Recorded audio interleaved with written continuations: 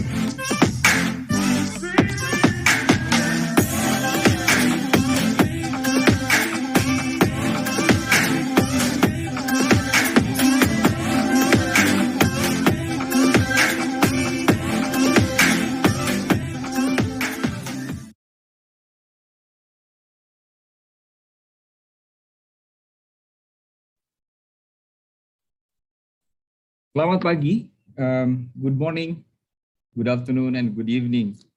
Honorable Air Marshal Henry Alfiandi, Head of BASARNAS and Insarak Asia Pacific Chair 2021.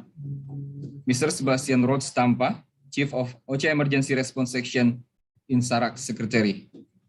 Distinguished speakers and participants, welcome to today's webinar on the topic of enhancing national response effectiveness in a disaster with adoption and implementation of Insarak methodology. Brought to you by BASARNAS and in close cooperation with Insarak Regional Office and OCHA Indonesia. Live broadcast from Zoom and live streaming from YouTube BASARNAS official account. My name is Wahyudi Laksono Putra. You can call me Yudi, staff from Directorate of Operation BASARNAS, and I will be moderating this webinar. I'm so excited and grateful can join you all today.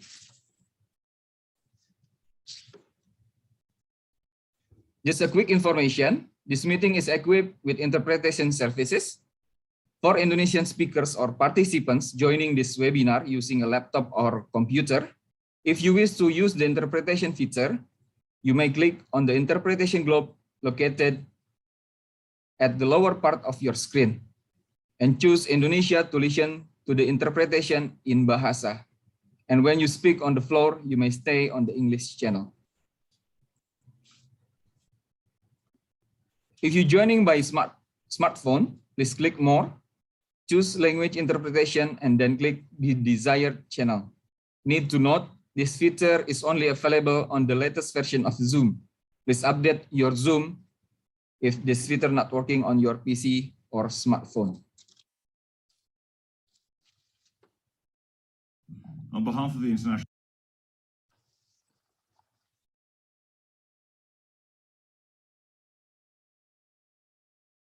Without further ado, I would like to welcome Mr. Sebastian Rhodes Tampa, Chief of OCHA Emergency Response Section or Insarak Secretary, to deliver his remarks. On behalf of the International Search and Rescue Advisory Group, INSARAG Secretariat, I would like to welcome you all to this online webinar. This webinar has been organized by Indonesia as part of the Regional Chairs Initiative to maintain dialogue and engagement between the members of the Asia-Pacific Regional Group. The overarching theme of this webinar is the National Accreditation Process, which, as you know, is a critical part of our strategic objective to localize and enhance response capabilities. This is a particularly relevant topic in the Asia-Pacific region, as it is susceptible to natural disasters. I'm pleased to see that more and more countries from the Asia-Pacific region have shown an interest in applying for the INSARAG NAP to strengthen their urban search and rescue capacity and operational readiness. I am impressed with the work of the Asia-Pacific Regional NAP Working Group, led by the Regional Chairmanship Group and various INSARAG Working Group members. Your commitment inspires members from other regions and helps us to realize the global initiative and improve future response operations. Today's webinar will focus specifically on Indonesia's NAP roadmap. Indonesia's particular interest in enhancing its national USAR framework reflects the number of emergency responses taking place in the country every year. Since I was last in the region, Indonesia's efforts to improve its national emergency response capabilities have not stopped. I am confident that Indonesia will inspire other countries participating today who are aiming to undergo a national accreditation process.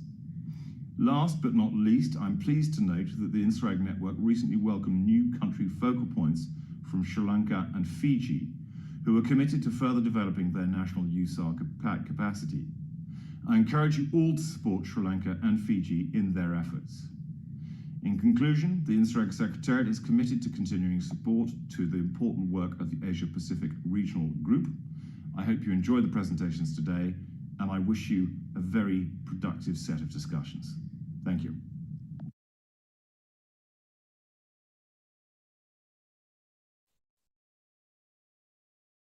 Thank you, Mr. Sebastian Rhodes Tampa. And now, I would like to welcome Air Marshal Henry Alfiandi, Head of BASARNAS and Insarak Asia Pacific Chair 2021.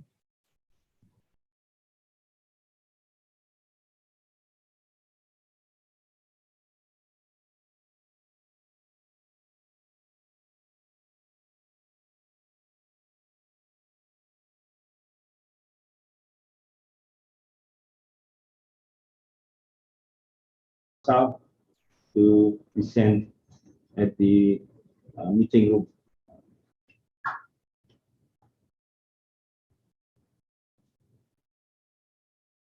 Marcel is on the now. Thank you.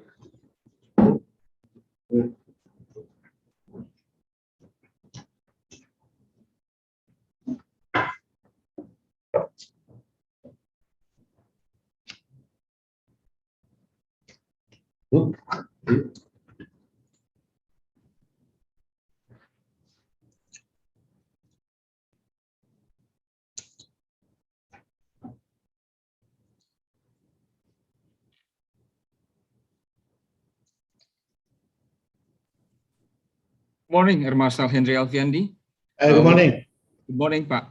I would like to welcome Air Marshal Henry Alfiandi, Head of BASARNAS and Insarak Asia Pacific Chair 2021, to deliver the remarks. Air Marshal Henry Alfiandi, the time is yours. Thank you.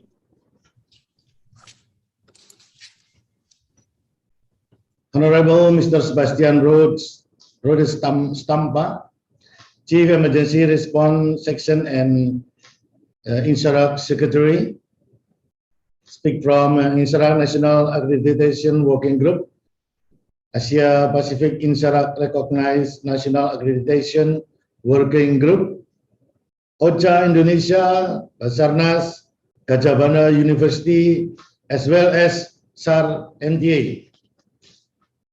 Distinguished webinar participants, good morning to you all. Allow me to thank BASARNAS colleges from Insarak Secretariat and OCHA Indonesia for their active contribution, which reflects the continuous engagement and high quality coordination across the organization to arrange and implement this webinar. Insarak Network aims to deliver well-coordinated as well as quick, effective, and efficient humanitarian response and assistance during the disaster. To achieve this, Insarak encourages member countries to ensure the integration of national and regional response mechanism with the global standard and methodology. In reference to Insarak's strategic objective for 2021 until 2026 under the localization pillar, Insarak Network encourages member countries to incorporate the principles of user coordination into disaster preparedness and response plan to enhance efficiency and effectiveness to emergency response coordination. Regional group also need to support the effective disaster-prone countries to promote capacity development at regional, national, and local levels. Aligned with the Insarak strategic plan for 2021 until 2026, the strategic objective for the EPI region also incorporate priority areas set by the previous EP chairs. One of the EP priorities in 2021 is strengthening effective national and regional response during the disaster.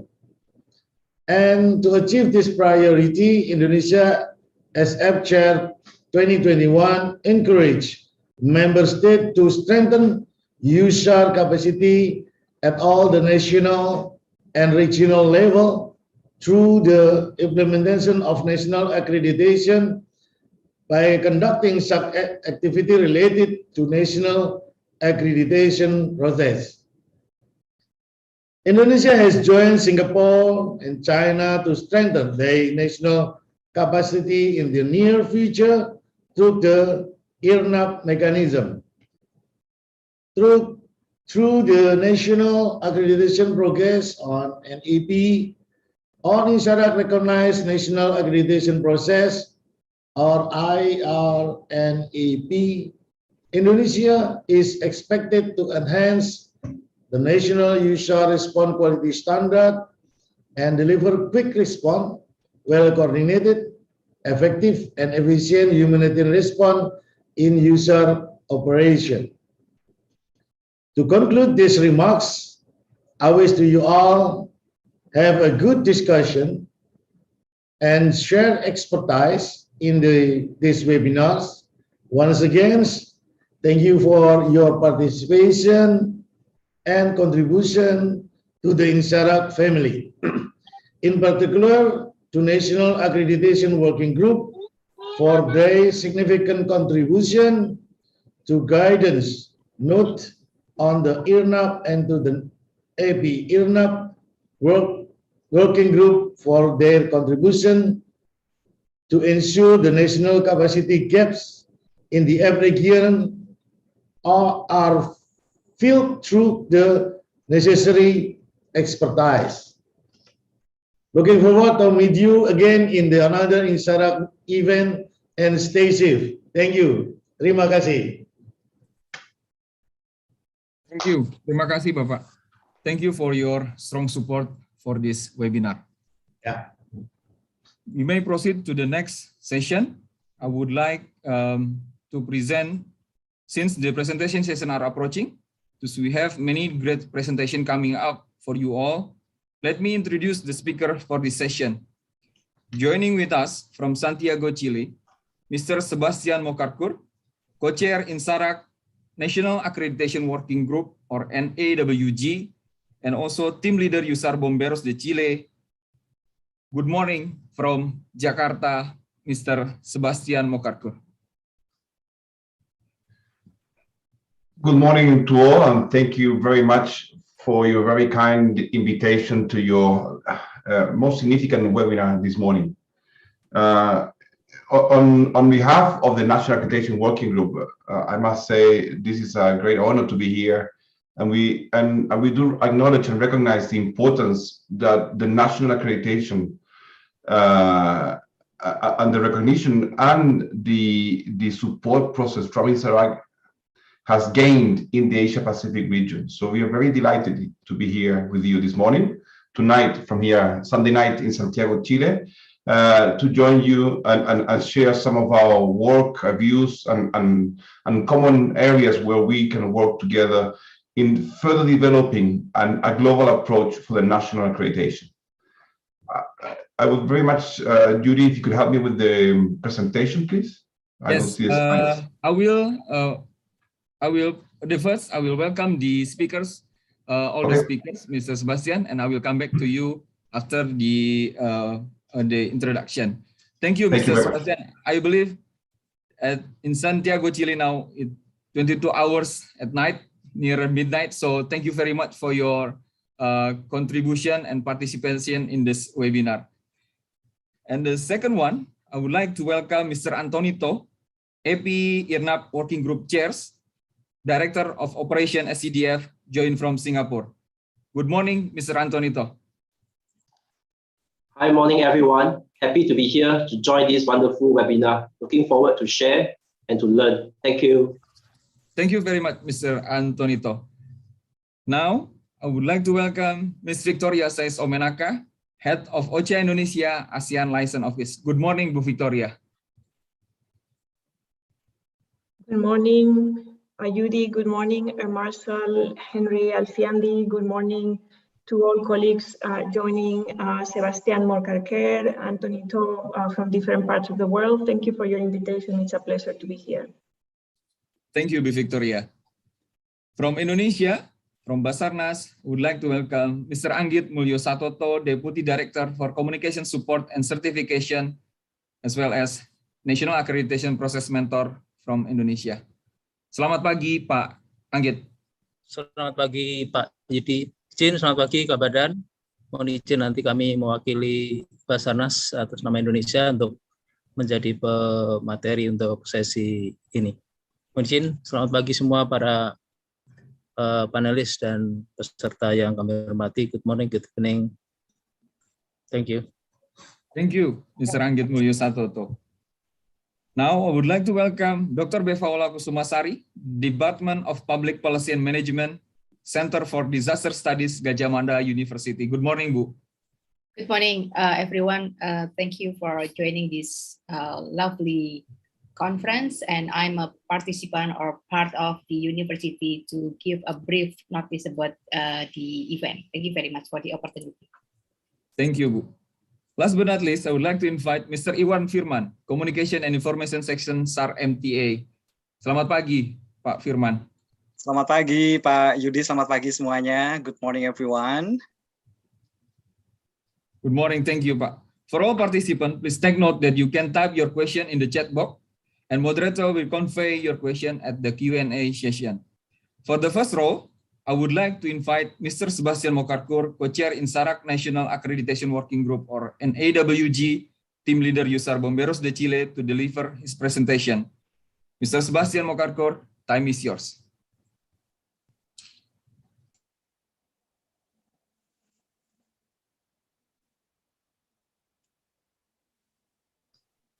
Thank you very much. And he's waiting for the slides to show up there.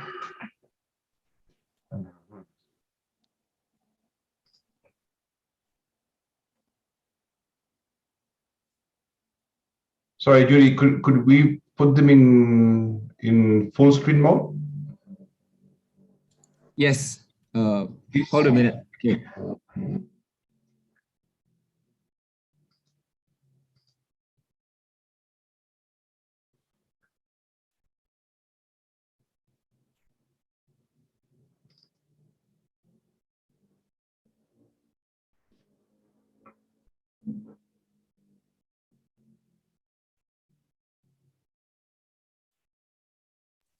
Yes, please, Mr. Sebastian. Thank you very much. So once again, thank you very much for having us here. And on behalf of all the members of the National Accreditation Working Group, we are very happy to be able to share some thoughts on some of the progress that we have achieved in the last year, but also to identify together with the Asia Pacific region areas where we can further coordinate and work together in moving forward the national capacity building, particularly through the national accreditation. Next slide, please. So I would just like to start very much at the beginning. For INSARAG, since its creation back in the 90s, has well established as one of the priorities the national capacity building. This is something that was established very clearly also in the United Nations General Assembly Resolution 57-150 of 2002, which recommended very clearly that INSARAG should strengthen the cooperation in the field of disaster preparedness and response, with particular focus on capacity building at all levels.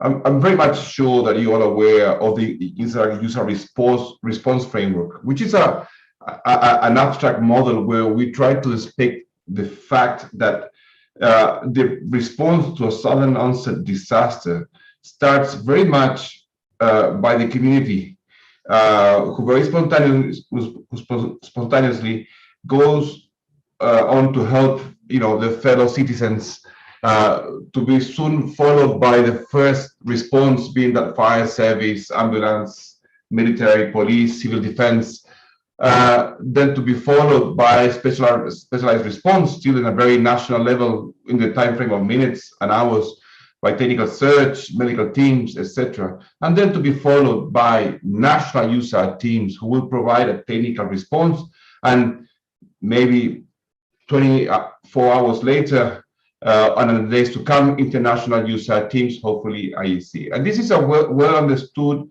and well adopted model that we have grown to accept in the community. But in the last years, we have been starting to draw a lot of focus on national capacity building. And I would like to go through a little bit of that process in the next slide, please. In the past 30 years, we certainly have achieved several milestones that are really have been important for this process of building capacity and providing guidance to member states. First, in 2007, it was the first time that we included Chapter G, which was on user capacity, a very early approach on building national capacity.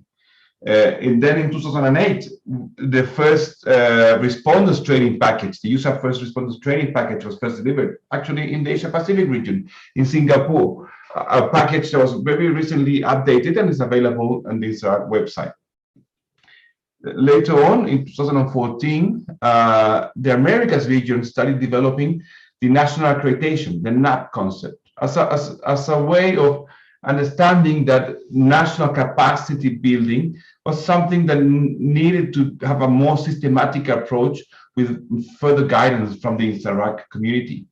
And in the 2015, which was a major revision of the INSARAG guidelines, for the first time, a specific manual, Manual A, capacity building, was included in the guidelines, and there was a particular section on including the national accreditation concept.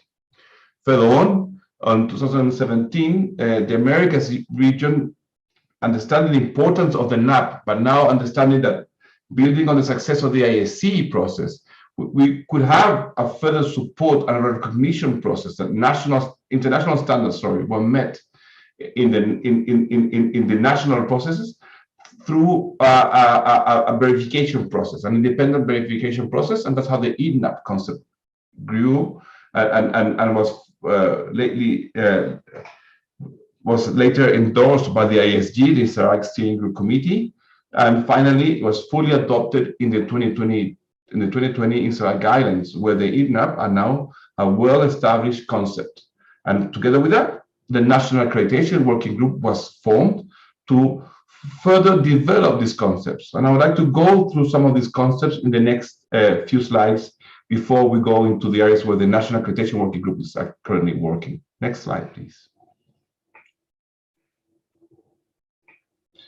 So, as I said before, in the revision on the 2015 guidelines, Manual A was included within the guidelines, and Manual A was basically a specific document, one source for national capacity building. And in particularly in the 2020 update, the NAP and the ENAP concepts were expanded. They were reviewed based on the work of the Americas region, which was endorsed by the ISG following a global consultation.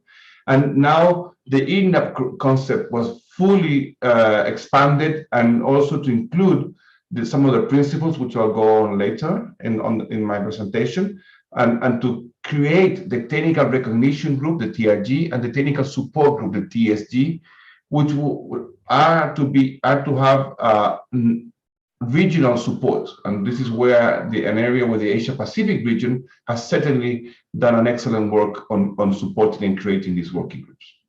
Next slide, please.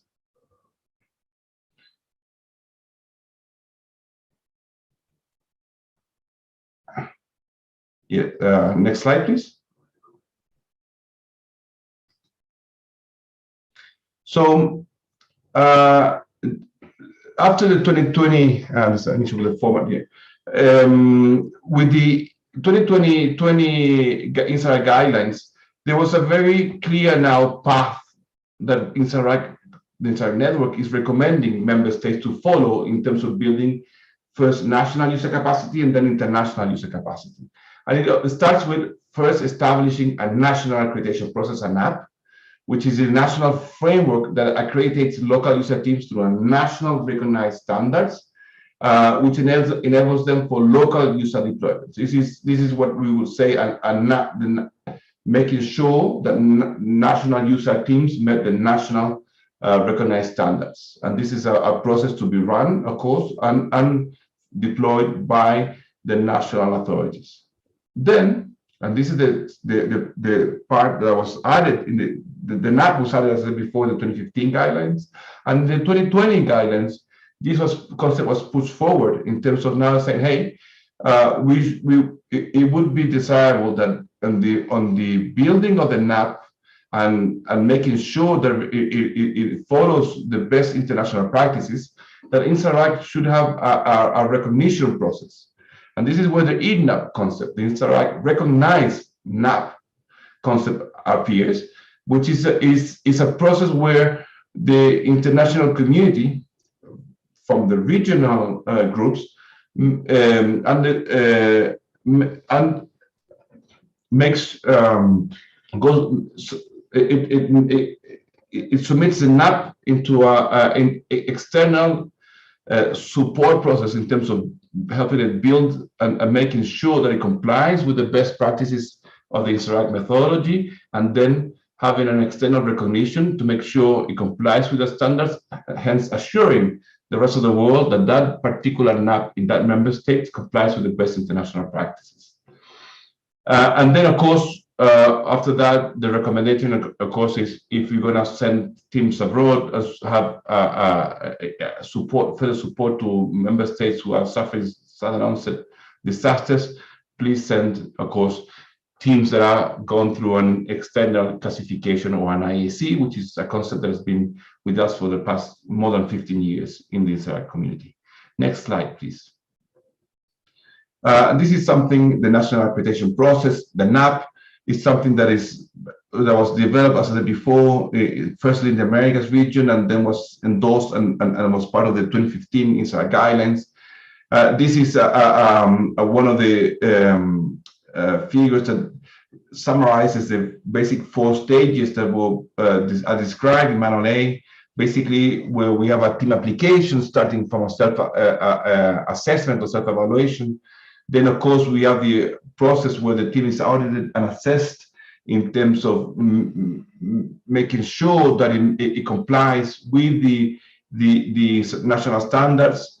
And finally, we have the accreditation, which is the act of recognizing the team as part of the national response framework, and that it complies with those standards. And of course, this is as part of any quality assurance mechanism. This is something that needs to be reviewed every 3 to 5 years.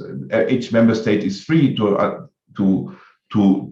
establish what is the period. Normally, it is a 5-year period where teams need to go through a re-accreditation process.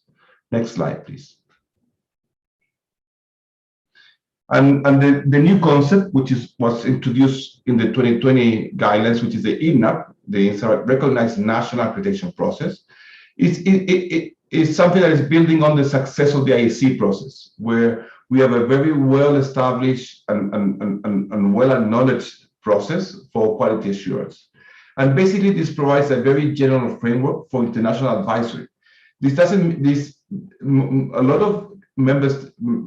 Many member states will have different levels of progress of their national accreditation process. Some will be at a very early stage, that being they maybe have an idea, they have the will, or they're at a very early stage of implementation. And that's what we call, they are at a design level. There's no national framework in place, but they are requesting support to establish a national process.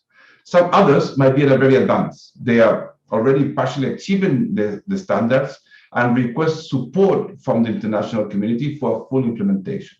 And others might be well consolidated and already achieve the standards, but request the recognition process where international experts go there and verify, and hence end up recognizing that this NAP process complies with the INAP. And of course, the support process is based on some very important principles. This whole recognition and support process is voluntary. It's a decision from the member state that needs to fit in within their national framework, and it's a decision by their national authority at the highest level.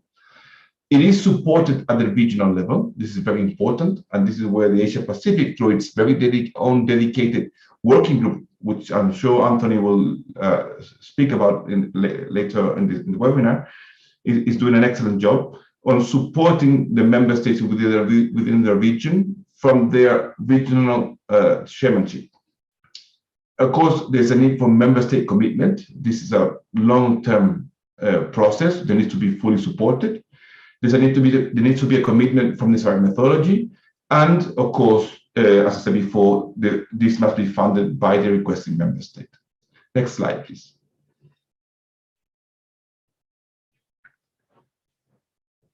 Next slide, please. Thank you. And on a very basic level, the INSARAG the INAP process has two stages. First, the support process is where no matter where is your current status, if it designed, consolidated, or advanced, there is a support from regional experts in terms of helping you fully develop the system and coming up with a work plan, so we can make sure that that national process is up to the correct standard. And the second stage is once that support process has been achieved and the system is, and the national process is ready for the international recognition, then a separate team of experts, basically the technical recognition group, the TRG, goes into the member state and verifies the compliance with international standards through a visit, through witnessing an exercise, etc., to fully assess the system and then the compliance with international. As I said before, this process is supported by two groups: the technical support group, the TSG, and the technical recognition group.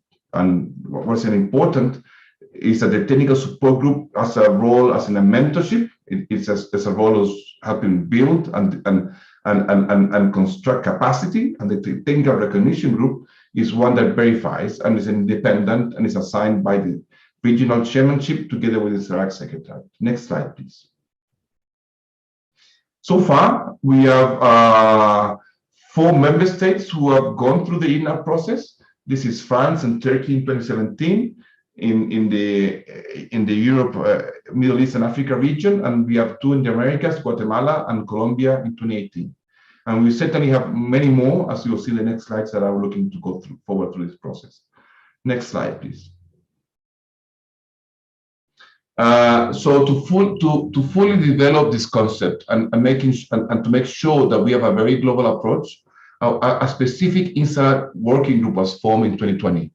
And originally, this was supposed to be a 9-member working group, but due to the great interest and a great number of applications, finally a 15 participant working group was formed, 5 from each region. And you can see that you have here Judy and basically from Indonesia, China, Pakistan, Singapore, South Korea, who are fully supporting this process. And of course, my co-chair, Mrs. Chen Hong from China, we are making sure, together with all of the participants, that we do really have a very global approach. Next slide. And the purpose of this National Accreditation Working Group was one to, of course, review and the methodology and provide quality assurance of all of the documents and manuals and checklists, etc., that are needed to make sure that this is a global approach. And secondly, of course, to promote the exchange of experiences across all of the regions and all of the member states who are going through this process. Next slide. So we came up with a 2-phase plan. Phase plan was to do an analysis based on the terms of reference of a working group, to do an analysis of the existing NAP and an INAP process in the world. So we came up with a global survey, which was conducted in December 2020. 49 member states answered this global survey, which again shows a great interest. And 24 of them stated that they already have a NAP in place, 4 within the Asia-Pacific region. 26 said they had the intention of going through the INAP. Bear in mind, this was a concept, the INAP concept, that was only endorsed in 2020. And in 2020, we already have 26 member states who are looking to go through this. And that includes, of course, 8 from the Asia-Pacific region. And this is the challenging part. Of those, 20 are saying, hey, we need assistance from the INSARAC network, from the regional groups, to further develop this concept, including 6 from the Asia-Pacific. So, and if you look at this in terms of the workload that this will put in the network, within the next year, 6 member states are looking to go through this process, 10 within 2 years, and 6 within 3 years, meaning that in 3 years, we have 22 member states who are looking to go through an INAP. And again, this is something we need to plan for and be prepared, because it is quite a burden within the through the network, and this is why the support from the regional groups is a key factor here. Next slide, please. And phase 2, which we're currently working on, is reviewing the technical guidance note, reviewing the checklist and related documents, and the third, the area where we're actually working the most is developing some training to help develop the rosters for the technical support and technical recognition groups, and of course provide remote support to regions. Next slide, please. And this is my last slide. And we are working on right now on an Asia Pacific in-app virtual training. We understand that Asia Pacific has been working very intensely through the working group to establish the roster of the technical support and technical recognition group. So in order to help them kickstart the in-app process, we have come to the agreement on developing an online course, which is a provisional solution to cope with the ongoing pandemic. In the long term, we expect to have our in-app training, which is a 5-day course, face-to-face, because of the importance of developing skills and knowledge, which is under development together with the Americas region, who have been working for the past 18 months on developing this training, and we hope to take that training and making sure that it's as a global approach. And we hope to have this course delivered for the first time in 2022. And finally, an announcement: we will be hosting a technical workshop to further show our work and hopefully gather feedback in January 2022. It will be a 2-hour session, and we plan to do this 1 session per region so we can accommodate for time differences. And with that, I conclude my presentation. And once again, thank all of the organization, and particularly BASARNAS, for having us here in this very important webinar. Thank you very much. Thank you, Mr. Sebastian Mokarko, to provide the general framework for national user capacity building and quality assurance for INSARAG family. Thank you once again. Due to the time difference between Jakarta and Chile, I would like to also inform that Mr. Sebastian will leave early from this webinar. And in case you have question, please note that or type your question in the chat box. And if there is a question for Mr. Sebastian Mokarko, I will convey to his email. And then hopefully Mr. Sebastian Mokarko will give a feedback to the question or question. Thank you very much, Mr. Sebastian Mokarko. Thank you very much, and have a very good seminar, and good morning. Good morning. Now we would like to proceed to the second speakers. I would like to invite Mr. Anthony to deliver the presentation. Sir, the time is yours.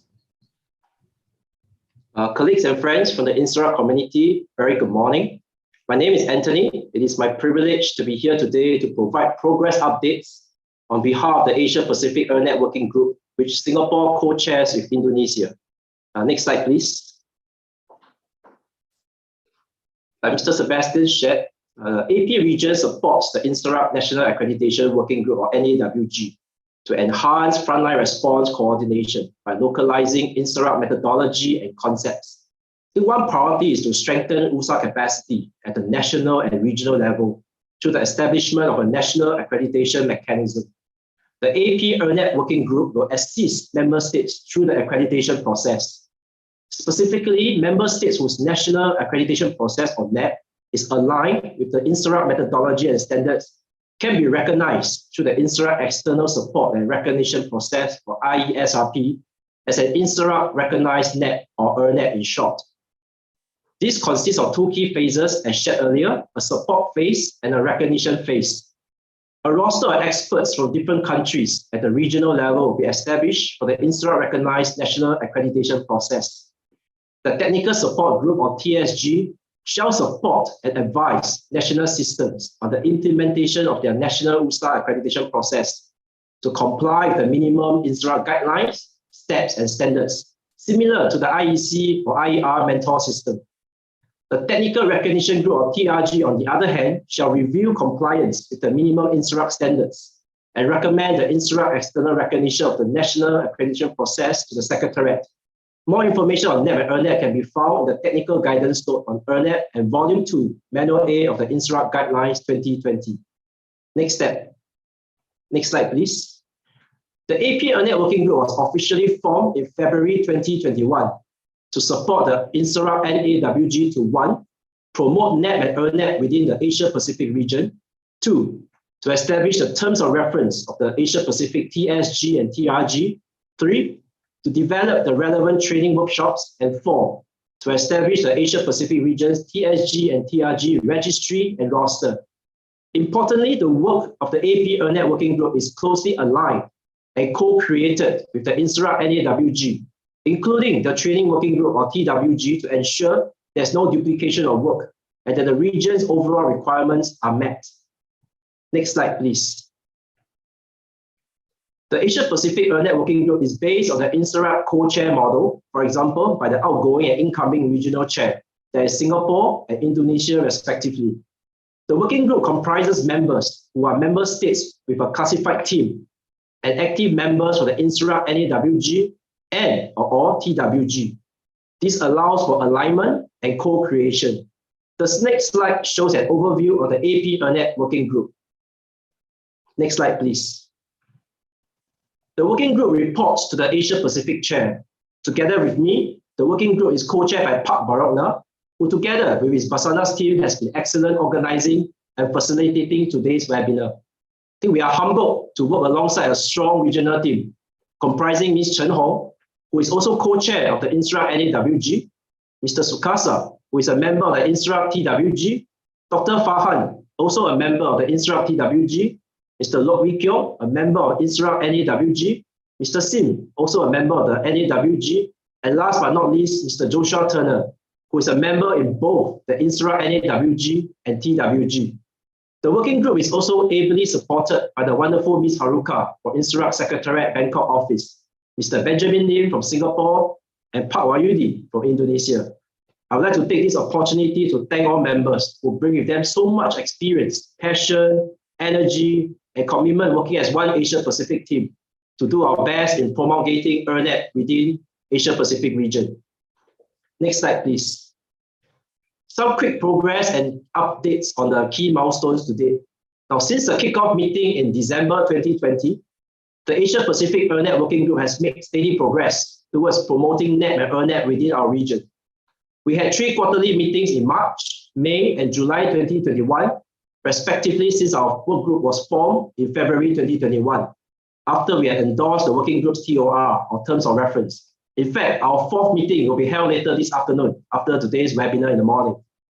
In between, we are also grateful to attend the INSARAG NAWG meetings in June and August to share our progress, and we had great support from NAWG co-chair, Mr. Sebastian, Ms. Chen Hong, and their wonderful team. On 1st September, we operationalized the Asia-Pacific TSG and TRG Terms of Reference, and we are now, as Mr. Sebastian has shared, closely with the INSARAG NAWG to support us in the conduct of our inaugural Asia-Pacific ERNET virtual workshop in January 2022. Next slide, please. This slide just provides a quick overview of the Asia-Pacific TSG and TRG Terms of Reference. Broadly, the TOR will ensure quality assurance in the region's ERNET support and recognition process towards helping member states strengthen their USA capacity at the national and the regional level. The document describes the profile of the TSG and TRG members, their roles and responsibilities, right to the support and recognition timeline, among others. Next slide, please. With the operationalization of the AP, TSG, and TRG Terms of Reference, we are now working to conduct the TSG TRG Training Workshop in January 2022. The workshop will be supported by NAWG, for example, in terms of training materials and the trainers. We will not let COVID-19 deter us from pushing on, and hence we are working towards a virtual ERNET training to be complemented by face-to-face training when conditions allow for travel. Next slide, please. If all goes well, we hope to be able to proceed with our planned ERNET schedule for the Asia-Pacific region, starting in Singapore next year, China, and then Indonesia in 2023. Now, with this, I end my presentation. Thank you for your attention.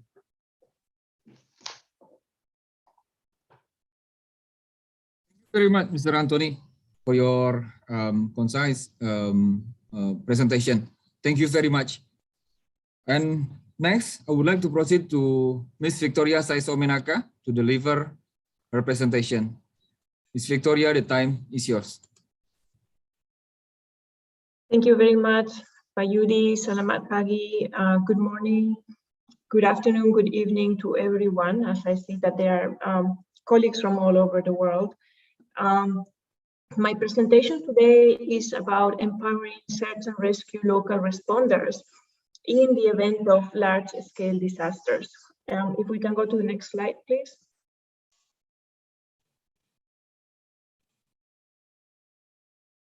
Thank you. I have a brief presentation where I will be discussing three main things. First, the context of Indonesia. I know that there is many colleagues from Indonesia online, but I have also seen from other countries like Pakistan, the Philippines, Sri Lanka, and many, many others. So a bit of the background on Indonesia. And then I will delve into why are search and rescue standards important and how can we empower local responders with those standards. Next slide, please. So for those of you that are not familiar with the context of Indonesia, here you have a map that outlines risk levels in Indonesia, right? This is from the Disaster Risk Index from 2019, but obviously things have not changed greatly. If anything, the risk will be increasing due to the impact of the climate crisis that we know has an effect in terms of larger number of flood events, drought, and others. But Indonesia has more than 17,000 islands distributed in 34 provinces and 416 districts, located in the Ring of Fire, so exposed to seismic events, more than 100 active volcanoes, and so on, and many towns and people living near the coast because of its archipelagic nature. So more than almost 3,000 islands are inhabited by people that live near the coast. In terms of disaster risk, there are 20 provinces that are considered high risk and another 14 that are medium risk. Next slide, please. This is a regular update that is issued by BNPB, the National Disaster Risk Agency. And here you have a summary of the disaster events that have taken place during 2021, right? This data is from the 1st of January until just very recently, the 21st of November of this year. 27 earthquake events. Thankfully, this year they've all been smaller, not large ones, but 260 forest fires, 15 drought events, more than 1,000 flood events, and associated landslides, and so on. With more than 600 people that have died or are missing, and more than 7 million people that have been affected or displaced. So these are really large numbers. If we go to the next slide, please. Here you have what we usually use to display the different rings of intervention, right, when a disaster strikes. At the very center of this ring is people affected by disaster who are also the first responders, right? The first ring around people affected are local governments, civil society organizations, and the affected communities. So those that surround the people that are immediately affected. And then the next level are national organizations, so not necessarily in the location where the event takes place, but national government agencies, the private sector in a country, and the humanitarian country team, which is comprised of humanitarian organizations that are operating in the country. The last circle is those organizations that are outside of the country. So you have multilateral cooperation, bilateral cooperation, countries that come to help, as well as regional organizations. The reality, and we know this from all countries, is that the first responders are the people that are affected. They're the ones that are and should be empowered to be able to respond and help their communities to cope with the effects of the disaster. If we go to the next slide, please. Yeah, thank you. You can go back and a little bit, and I can explain what we mean with that arrow. If you go back to the previous slide.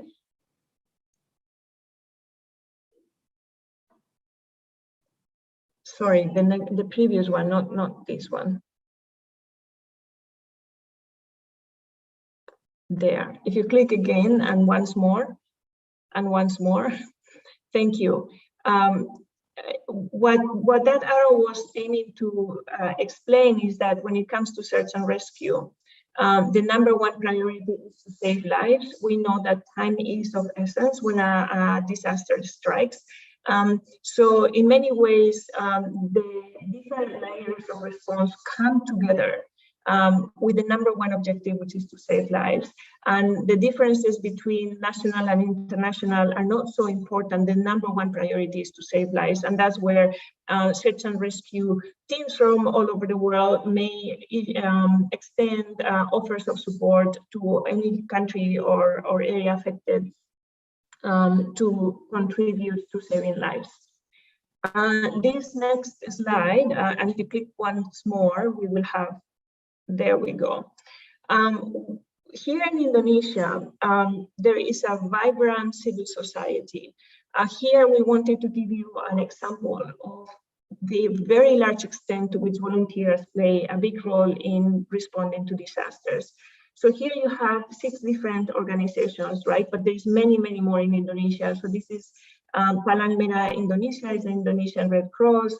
Muhammadiyah and NU are 2 very large NGOs that operate in the country. Human Initiative, Yayasan Buddha Susi Indonesia, Dompet Duafa, Rumah Zakat. Different types of organizations, but what they have in common is that they all contribute to disaster response in the country. And you can see the number of volunteers that they each have, right? Only the National Red Cross has more than 1.5 million volunteers. You have Rumah Zakat with almost 4,000 volunteers, Human Initiative with more than 2,000, and many, many others. So what we want to highlight here is the very important role that volunteers play in disaster response in Indonesia, and often those volunteers also come from the communities. So we have the double advantage that the volunteers are ready to respond, but they also come from communities that are affected. And in that, the advantage is that they know the context, they know their neighbors, and they are better suited to respond. These organizations are part of the broader system that exists to respond to disasters. So the emergency response command system is what is set in place to respond to any large disaster event. And the national clusters that exist in Indonesia, a very unique approach. They're a national cluster system suited to the needs of the country and created by BMTB, by the government through a regulation. And through those systems, the work of these organizations comes together with the overall disaster response. If we go to the next slide, please. And you can click here. Why is it important for search and rescue teams to have the standards? First of all, search and rescue relates to life saving, right? So there's a very small window of opportunity to save lives, and we know that time is of essence. With so many search and rescue actors, the standards help to ensure that search and rescue is reliable and secure, as well as safe. For example, search and rescue teams need to have knowledge of structures in case of an earthquake event, so that they know when they can go into a building or not. They also need to be compatible and interoperable, because there will be search and rescue teams from neighboring countries, for example. So they need to be able to communicate, to be able to signal to each other and understand each other very quickly. And of course, standards help be efficient because it allows those teams to work seamlessly together. If we go to the next slide, please. I think we put this slide here because we often think of standards as documents, right, with technical specifications and procedures. And indeed, they are documents with technical specifications that describe how the services need to be provided to people, in this case, search and rescue services. But even more important is that these are norms that have been agreed upon by many different people and teams all over the world. And what in essence that means is that it allows us to provide quality service that integrates the lessons learned from other experiences and other countries. And it also allows for that interoperability that I mentioned earlier of different teams from different parts of the world working together. Next slide, please. So how can we empower local responders with common standards? You have here 6 different areas where in Indonesia, this empowerment of local responders has been taking place. And I think it's a really good example to share with many other parts of the world. First of all, regular training that has been conducted by BASARNAS and BASARDA. So the training of local responders is essential to communicate those standards, to have them learn the basic knowledge that is required for them to do the work effectively. Secondly, collaboration and practice. To conduct joint activities, and BASARNAS and BASARDA have been conducting activities with other institutions, with non-governmental organizations, with volunteers on the implementation of these standards. And related to that, of course, on the job training, exchanging personnel between those organizations on BASARNAS and BASARDA is something that really helps local responders understand how to do the work and get the experience that they need. Fourthly, tests and certification. BASARNAS and BASARDA have been conducting regular tests and certifications that allow those other organizations comply and demonstrate that they have the knowledge and the skills that are required for them to do the job effectively. And the last 2 are coaching and mentoring. Coaching and mentoring by BASARNAS and BASARDA from colleagues in BASARNAS and BASARDA to those local responders is a way to have them support other national counterparts and local responders to exchange the details of how to do the work. The last one is joint simulations, and again, this is something that has been taking place. Regularly conduct simulations to test the standard operating procedures and the skills that have been gained by participants. I think this is 6 very important ways in which local responders in Indonesia are being empowered and are being coached and supported in getting the certification and the skills that they need. If we go to the next slide, please. This is my last slide, and it's here you have search and rescue in Indonesia in action, and it's really a way for all of us in OCHA to say thank you to search and rescue teams all over the world, obviously in Indonesia, but well beyond, because your job is essential and so very important to save lives. So I'll stop here, Yudi, and thank you very much again. Thank you very much, Victoria. I have noted that the 6 ways to how the local responder can empower with the common standard. One is training, collaboration and practice, on the job training, test and certification, coaching and mentoring, and also the joint simulation. Thank you very much to brief us regarding the said matters. I hope there will be a follow-up from the national government or even BASARNAS to cope with the recommendation from the OCHA Indonesia on how to empower the local responder to the common standard. Thank you very much once again, Bu Victoria. Now, I would like to proceed to the next speakers. I would like to invite Mr. Anggit Mulyo Satoto to deliver the presentation. Pak Anggit, the time is yours. Oke, thank you moderator.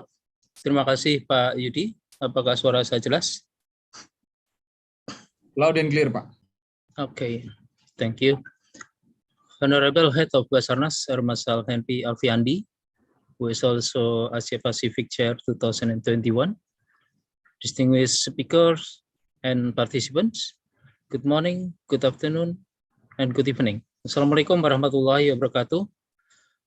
I am Anggit Mulyo Satoto, Deputy Director for Communication Support and Certification BASARNAS. And with this agenda, I am going to share my experiences for coordinating of NEP mentoring team, especially to Manado South Office and North Celebes. In this session, on behalf of Indonesia, I would like to deliver the Indonesia lesson learned to promote adherence to common standards and methodologies of INSARAG guidelines. Next slide, please. First of all, let me describe my beautiful Indonesia, part of Southeast Asia, which is known as the world's largest archipelago country, which is located between the two big continents of Asia and Australia.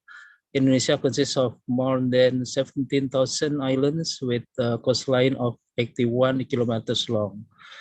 Indonesia is also considered as one of the most disaster-prone countries, given its exposure to a range of natural and hydrometeorological hazards, and given so much effect and most deaths in Indonesia. To deal with such risks, as well as to provide an adequate response promptly to the affected community, BASARNAS has established 43 SAR offices and 77 SAR posts within Indonesia territory, especially in the high-risk area of disasters. Their main tasks and responsibilities are to provide SAR services in various types of disasters, including earthquakes, tsunami, landslides, floods, liquefaction, volcano eruption, and typhoon, as well as other emergencies such as drowning, a missing person at jungle or mountain, and so forth.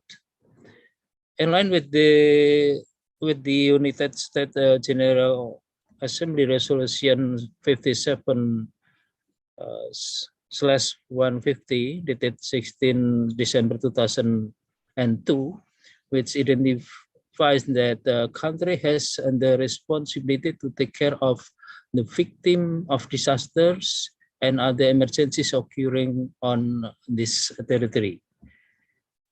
To strengthen its capacity, BASARNAS has been actively involved in INSARAG activities and established Indonesia Search and Rescue INASAR team. This team is a very long journey before getting successfully in INSARAG external classification or IC to become a qualified and classified INSARAG medium urban search and rescue team in 2019. The journey of IC has given knowledge and skill needed to strengthen the capacity of search and rescue in Indonesia. Nonetheless, to cope all regions with the same standard, as well as to support the INASAR team, BASARNAS will adopt the concept of the national accreditation process in the INSARAG guidelines to enhance the search and rescue capability of 43 SAR offices in Indonesia, as well as enhancing the interoperability of national user teams with international teams in major emergencies within Indonesia regions. The same mechanism we use also for external SAR resources, or so-called SAR potencies, which are formed and belong to other ministries, organizations, NGOs, or other public capacities, as well as from Army and Police. Database BASARNAS shows the number of more than 11,000 SAR potencies registered. Thus, we can assign them as a first responder of NAP Light Team. Next slide, please. The flexibility of BASARNAS and INASAR engagement in search and rescue operation is not only limited to urban search and rescue in particular collapse structure cases. Its flexibility brings advantages to the government and the people of the Republic of Indonesia to have an efficient and effective search and rescue agency to respond to accident and disasters. However, as I have mentioned earlier, these various kind of response need to standardize and have a common mechanism in place with the adoption from the internationally accepted standard and recommended practices, SARPs, as well as guidelines and methodology to guide the affected countries and improve understanding at all levels of operations to ensure the most effective use of resources and efficient in response. This slide shows what we are dealing with. Previous, please. Okay. This slide shows what we are dealing with in the last major SAR ops conducted by BASARNAS as well as INASAR. Those are the landslide in West Java, the earthquake in Mamuju Majene in West Celebes, Cyclone Seroja in East Nusa Tenggara, and the latest is Center and South Borneo flood. Next slide, please. To establish nationally accepted user common standard and systems, BASARNAS took INASAR experience in IEC process in 2019. We share this user methodology with stakeholders at the national level. The starting point is the revitalizing process for the search and rescue cluster under the National Disaster Management Framework since 2020. Due to the several restrictions amidst COVID-19, BASARNAS conducted several online activities. In 2021, BASARNAS commenced development national accreditation process NAP, start with 4 search and rescue SAR offices as a pilot project. These are Padang, Palembang, Mataram, and Manado SAR offices. This appointment was based on the disaster vulnerability in the West and Central region. As part of Asia Pacific Work Plan 2021, BASARNAS conducted this NAP webinar to provide a better understanding for each level organization nationwide regarding the user system. In 2023, Indonesia will improve the capacity of the designated SAR offices from NAP to IRNAP, classified user team. In the same year, we will open the proposal from NGOs, the private sector, as well as community to be able to become NAP classified user team in Indonesia, side by side or collaborated with BASARNAS SAR offices. In the same year, INASAR will start to prepare the second IEC for the heavy classified user team, so that INASAR capacity will not idle or nor be underutilized. Next, please. The current NAP in Indonesia is referred to in SAR Guidelines 2020 and also adopt the concept of IEC. As the NAP initial states, BASARNAS headquarters will appoint SAR offices or proposal acceptance from SAR potencies who will be conducting the NAP. In the next step, BASARNAS will appoint the respective mentoring team, basically from INASAR members, to do an initial assessment and provide a recommendation to the head of BASARNAS to approve the appointment and or proposal. The second stage, Continue with the audit and mentoring stage that held for 10 months. We arranged to conduct the capacity building process. That is a process which needs sufficient time to fulfill. Post to submitting on the CPOA, the team will face the accreditation week by the assessment team. This assessment team consists of INASAR members based on their competencies and experiences. NIP process will spend a year, and to maintain standard and quality, the user team will face re-accreditation in the next 5-year cycles. Next, please. To support the legal formal aspect of NIP in Indonesia, BASARNAS established the working document for the respective stakeholder related to NIP. This document is specially explained in the generic terms of reference and NIP period explained in the NIP timeline. The document in this slide shows the appointed SAR offices have started their journey from July 2021. Padang and Palembang SAR offices started the NIP by conducting such online workshop to provide a basic understanding based on the mentor's initial assessment, report, or recommendation. To fill the gap, Padang and Palembang SAR offices started to provide several recommendations for compliance by inviting the SAR potencies as a team.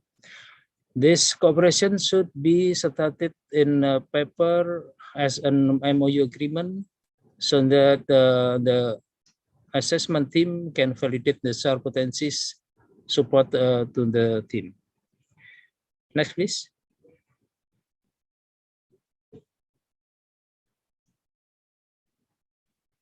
Next, please. Different from Padang and Palembang, Manado, Mataram, SAR offices have partially implemented step of training exercise or TE after the workshop. The understanding of the user NIP personnel is much improved after the TE because at the time the person directly feels and cycle process.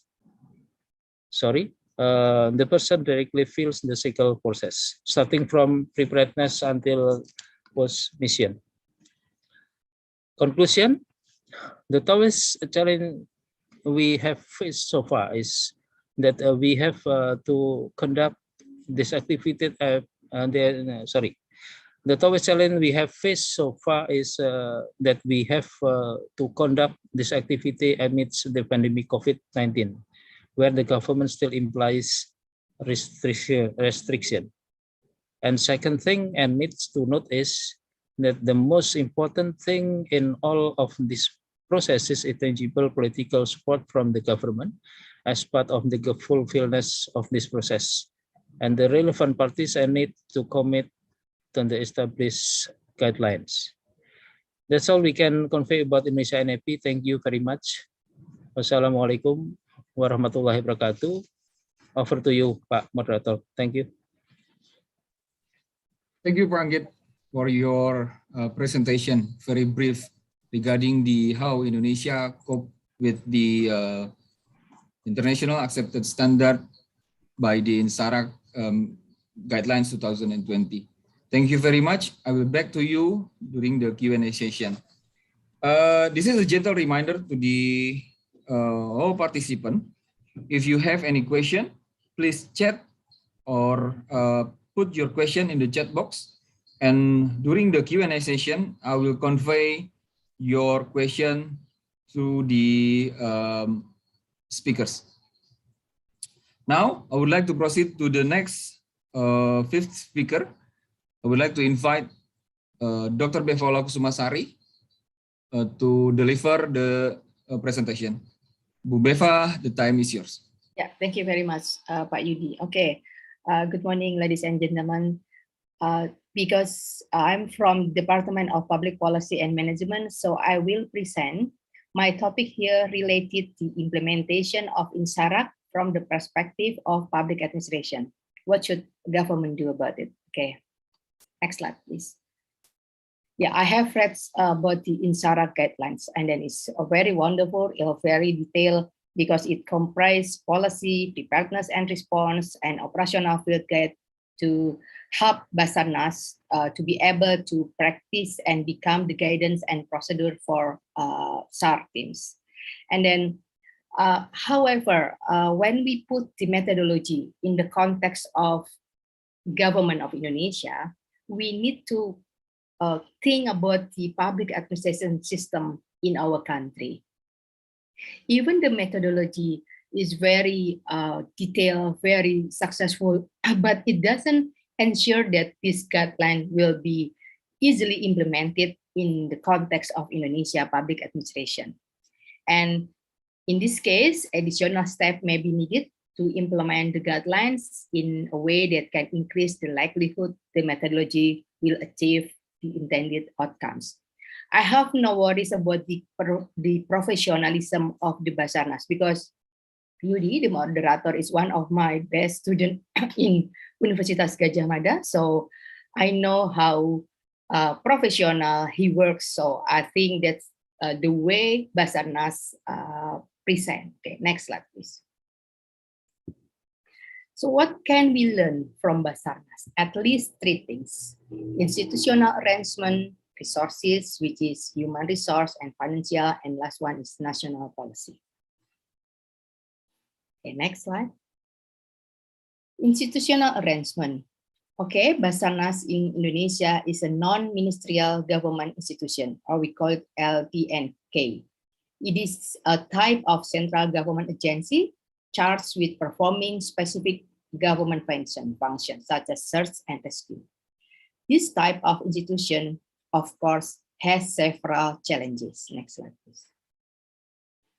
In terms of coordination with the office at the provincial level has become a significant challenge. BASARNAS has office in provincial government. And since this institution under the responsibility of central government, the coverage of institution service becomes a burden. So for instance, in Central Java, we have 35 municipality or city. And East Java, we have 38 city and regency. In South Sulawesi, we have 24. In Southeast Sulawesi, we have 17 municipal and city. In East Kalimantan, we have 10. And in North Kalimantan, we have 5. BASARNAS only have 1 office in each province. Each province, you can see here, has a lot of municipal and city. And then next slide, please. What happened if the case is like the emergency case occurs in one area, in one city, one kabupaten, one regency, and then in outside of Java, it needs at least 7 hours to reach the location. You know how diversity divides of our area in Indonesia, and how the coordination with local government carry out. If the BASARNAS office is only located in one city or municipality that is remote from the disaster scene, this is the thing that we should consider. We have guidance, we have tools, but there is so many things we should understand about the way government works, and who will be accountable to the local government if there is no formal BASARNAS institution in one regency or one municipality. You know, we have in public administration, we learn about silo mentality. Silo mentality means the ego sectoral, means if this is not my problem, I won't help you.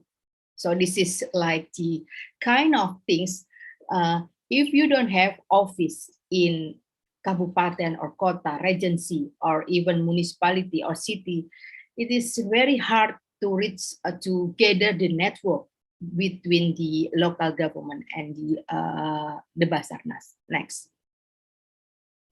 And in resources, BASARNAS may inundated with work, but short on resources, especially during the emergency phase.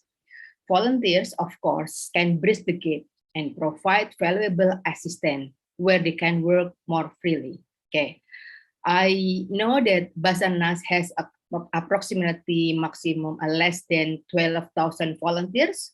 Working with volunteers, of course, has a number of advantages and disadvantages. During the peacetime, it is the Directorate of Potential Responsibility, but during the SAR operation, it is under the control of Directorate of Operation. Okay, next slide. Let's check about advantage and disadvantage.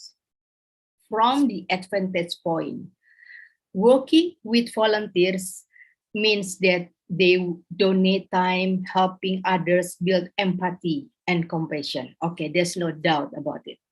And then also volunteerism, so a civic minded. Yes, like helping people is showing a civic minded. And volunteering can be done in less of a time commitment. Okay, and then to get free or help for the minimal cost of running the program, usually the organization use the voluntarism mechanism. Okay, and then we only give, not only, we can give like a small tokens for appreciation for our volunteers. And volunteers often work for free in an effort to help out while learning valuable skills or obtaining experience. So on the other side of volunteer people, they learn something, they can learn new skills, they can obtain experience, of course. But let's move to the disadvantage part. It is very difficult to provide a clear instruction and a specific jobs in order to stay focused. Because, well, this is a common problem in working with volunteer environments. So it's not about BASARNAS, but in any kind of voluntary environments, it is always difficult to provide a clear instruction. Because skill gain may not be as practical as those from like paying work. And then the use of voluntary program probably takes up some staff time, and providing an adequate amount of training and resources for these workers can be more time consuming than initially planned. Okay, because a volunteer typically isn't under contract, and yeah, we cannot pay, or even if there is some amount of money, but it is difficult to have like the real leverage for their performance. We can judge them, or you're not working very good, you're not working very fast. No, we cannot judge them because they work under the voluntary environment. And also the career and the status of employment are not clear. We need to understand that the skill must be renew every time, because SAR activity is very complicated. I know it uses so many technology, and then the skill should be regained and relearn every time. So if we don't have like fixed employee, it is very hard to make sure that the quality of our SAR teams will be always number one. Okay, and because they have no career, no status of employment, so like we cannot impose the strict regulation from the government, like the labor department in Indonesia. Next slide, please.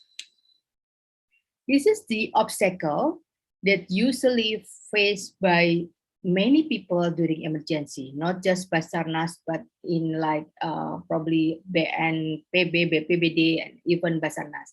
Communication. It is very hard to get the link, to get the connect information from the interagency information flows. If we don't have like body or formal institution, it is very hard to get the coordination. And then communication between interagency in local government is very complicated. And sometimes they just want to be commanded by not their leader. Okay. Coordination is also difficult in terms of horizontal and vertical.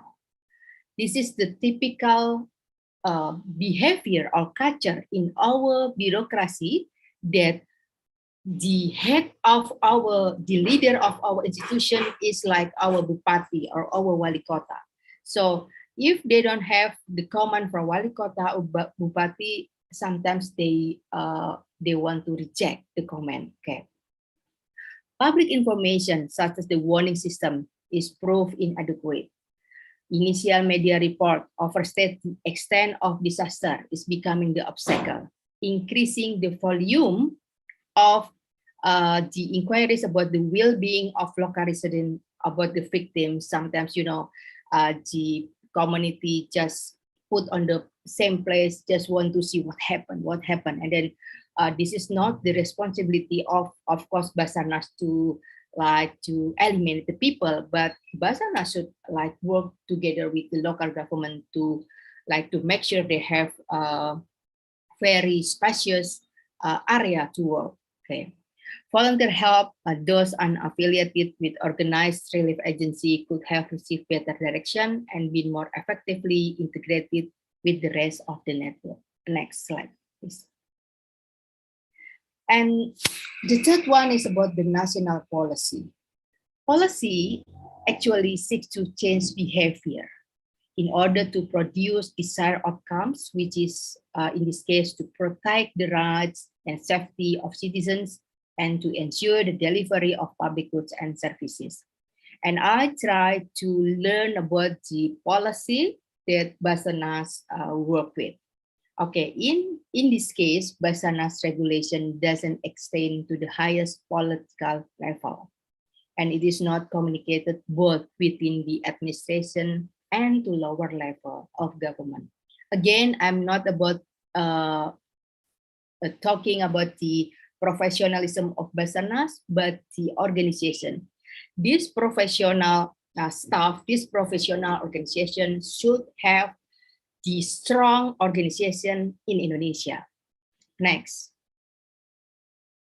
In order to have the strong organization, what should government do about it? At least they need to conduct coordination with central and local government to develop planning that incorporates elements of search and rescue policy. Sometimes you need to work with local school to understand about it, to learn to teach the student about the simple thing about the SAR activity. This is a good one to to involve so many people to understand about what actually search and rescue activity. So to make them interesting in this important part of the program, and also implement the policy on search and rescue cooperation with other province or agency, and regulate the use of technology that could pose a threat or danger to its territory, and to formulate policy on preventing natural resource control and depletion beyond nature's ability to recover. Next slide, please.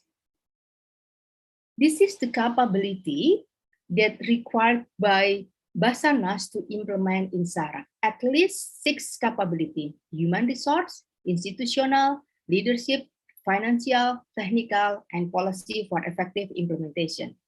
For human resource, it is really important to have sufficient personnel, proper task delegation, and division of labor.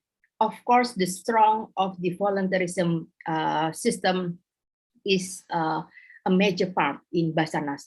But on the other hand, BASARNAS needs to have sufficient personnel, proper task delegation, so it can be more and more professional.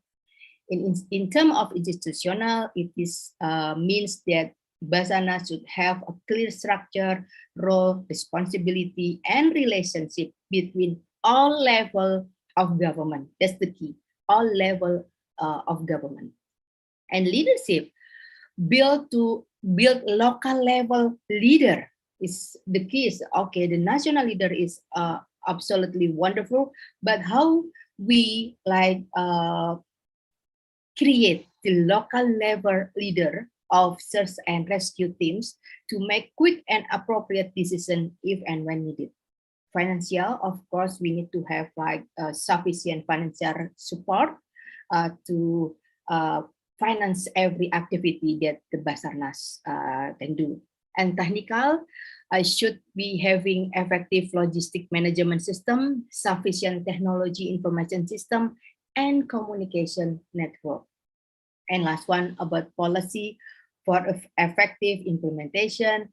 It means that the BASARNAS should have the availability of appropriate policy for making decisions, mobilizing resources, and engaging the relevant public or private organization. Okay. I think that's the last slide. Yeah. Terima kasih. Thank you very much for having me. And I'm sure by not only having the good Insarak methodology, but BASARNAS would be able to become the strongest, the most important institution in our country, Indonesia. Thank you very much. Terima kasih. Back to moderator. Thank you very much, Bu Befaula. So interesting to see on the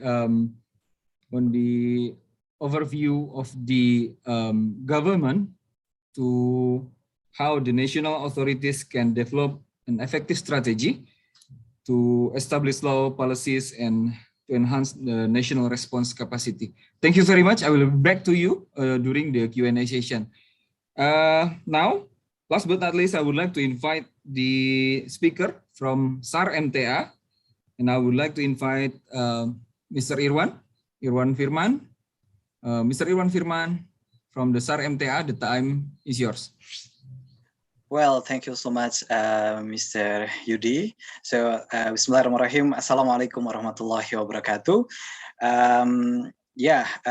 Good morning, everyone. Hopefully you are all healthy today and stay in our commitment in humanitarian activities, especially in search and rescue. So first of all, my name is Irwan Firman. I'm representative of Majelis Tafsir Al-Quran Search and Rescue called SAR MTA. To discussing about communities' response toward a large-scale disaster. So next slide. Okay. May I can say you my brother and sister because I think as a rescuer we like feel one big family, right? Majelis Tafsir Al-Quran or MTA is one of a legal Muslim institution in Indonesia. Basic education, social, humanitarian, and Islamic study. We grew up to be national positive movement. We're doing modern Muslim. They always respect each other and open mind because we learn and practice about Al-Quran and Sunnah. So I wanna introduce just a little to you, my brother and sister, about Majelis Tafsir Al-Quran. So in the center one is Al-Ustad Nur Khalid Syaifullah LCM Hum. He's our leader in Majelis Tafsir Al-Quran. And in the left one is our office in Jalan Ronggo Warsito, nomor 111A, Surakarta, Central Java. And yeah, actually, MTAs grew up very well until now, and also we have like more than 100 school around Indonesia. Start from kindergarten, and then elementary school, junior high school, and senior high school. And next slide. So one of the important component of Majelis Tafsir Al-Quran is SAR MTA. So my brother and sister, we do everything in SAR MTA based on this quote, Khairunas anfa'uhum linas, the best person is the one who benefit to all human being. This is from Tabrani and Darukutni Sahih Hadis. And my brother and sister, in the center one, he's Ali Akbar, our leader here in SAR MTA Pusat. And then in the left one is one of annual certification for new member of SAR MTA. So yeah, hopefully you can maybe see more about our activities in our Instagram, in our social medias. And next, so my brother and sister, this is this is our base camp in Jalan Cilosari, 214 Semanggi, Pasar Kebon Surakarta. Yes, that's our warm place to discuss, to to doing everything in our search and rescue. And my brother and sister, SAR Majelis Tafsir Al-Quran, we have like representative and branches in 67 around Sumatra, Java, Kalimantan, Sulawesi, Bali, and etc. But yeah, actually, Majelis Tafsir Al-Quran, MTA, we have more than 600 representative or branches around Indonesia. So hopefully one day we have more than 600 representative base camps are also around Indonesia, hopefully, I mean. And next slide. So we have 484 people to be members of Majelis Tafsir Al-Quran Search and Rescue. Consists of water rescue team, jungle rescue team, vertical rescue team, and diving team. And most members SARS MTA under 40 years old, and our background consists of entrepreneur, civil servants, farmers, fishermen, and etc. And we have like infrastructure like base camp. We have 67 base camp, right, in Indonesia, and hopefully one day we have more than this. And we have more than 50 rescue cars, and we have more than 22 rescue boats and etc. Our infrastructure. And next.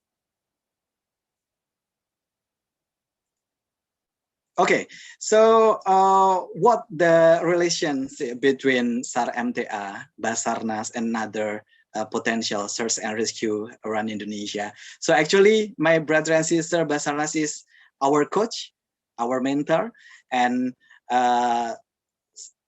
all of member SAR MTA legitimated by BASARNAS, and BASARNAS is our commander actually in a little or large disaster in Indonesia. So SAR MTA, BASARNAS, and other potential of search and rescue is actually, we are big family, right? We are big family in this beautiful project. So my brother and sister, you know what? Indonesia is a big country. We have like more than 17,000 islands. So we have big potential to, we have big potential in disaster, but hopefully we always stay in a safe health and enjoy life, right? And the fact that we all have same mission in BASARNAS, SAR MTA, and other SARs, we have same mission. That is humanitarian activities, right? So especially for us, SAR Majelis Tafsir Al-Quran, we have a high commitment to build our empathy, sympathy in a little or big disaster around Indonesia. And we don't care about your religion, we don't care about your race, and we will practice about the beautiful Islam. We will practice about the modern Muslim that very respect each another, right? And we always have one motto based on Al-Quran, Al-Ma'idah, verse 32, whoever saved the life of one, it's all be as if we had saved the life of all mankind. That's real beautiful. That's real, hopefully we always enjoy with our activities in SAR MTA, right?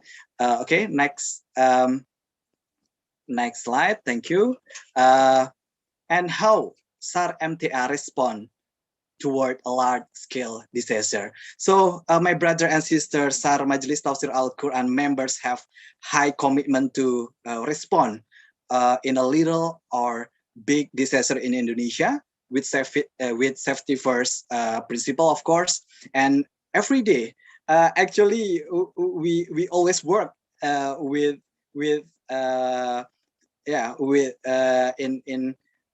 work to help people that needs help us. For example, to cut dangerous trees in resident area, in public area, get rid of the wasp nets, remove wasp nets. You know, wasp net, like we call tawan dust. I think like every day we move with my potential in Indonesia. We real commitment with little or big disaster in Indonesia. And for next step is we really ready to collaboration with BASARNAS, my brother and sister, because we believe BASARNAS capacity to guiding us, and at that time maybe in the little or big disaster we make zero ego to ready collaboration with BASARNAS, and also, you know, BASARNAS have also have representative in all of provinces in Indonesia, so that's make our activities so easy.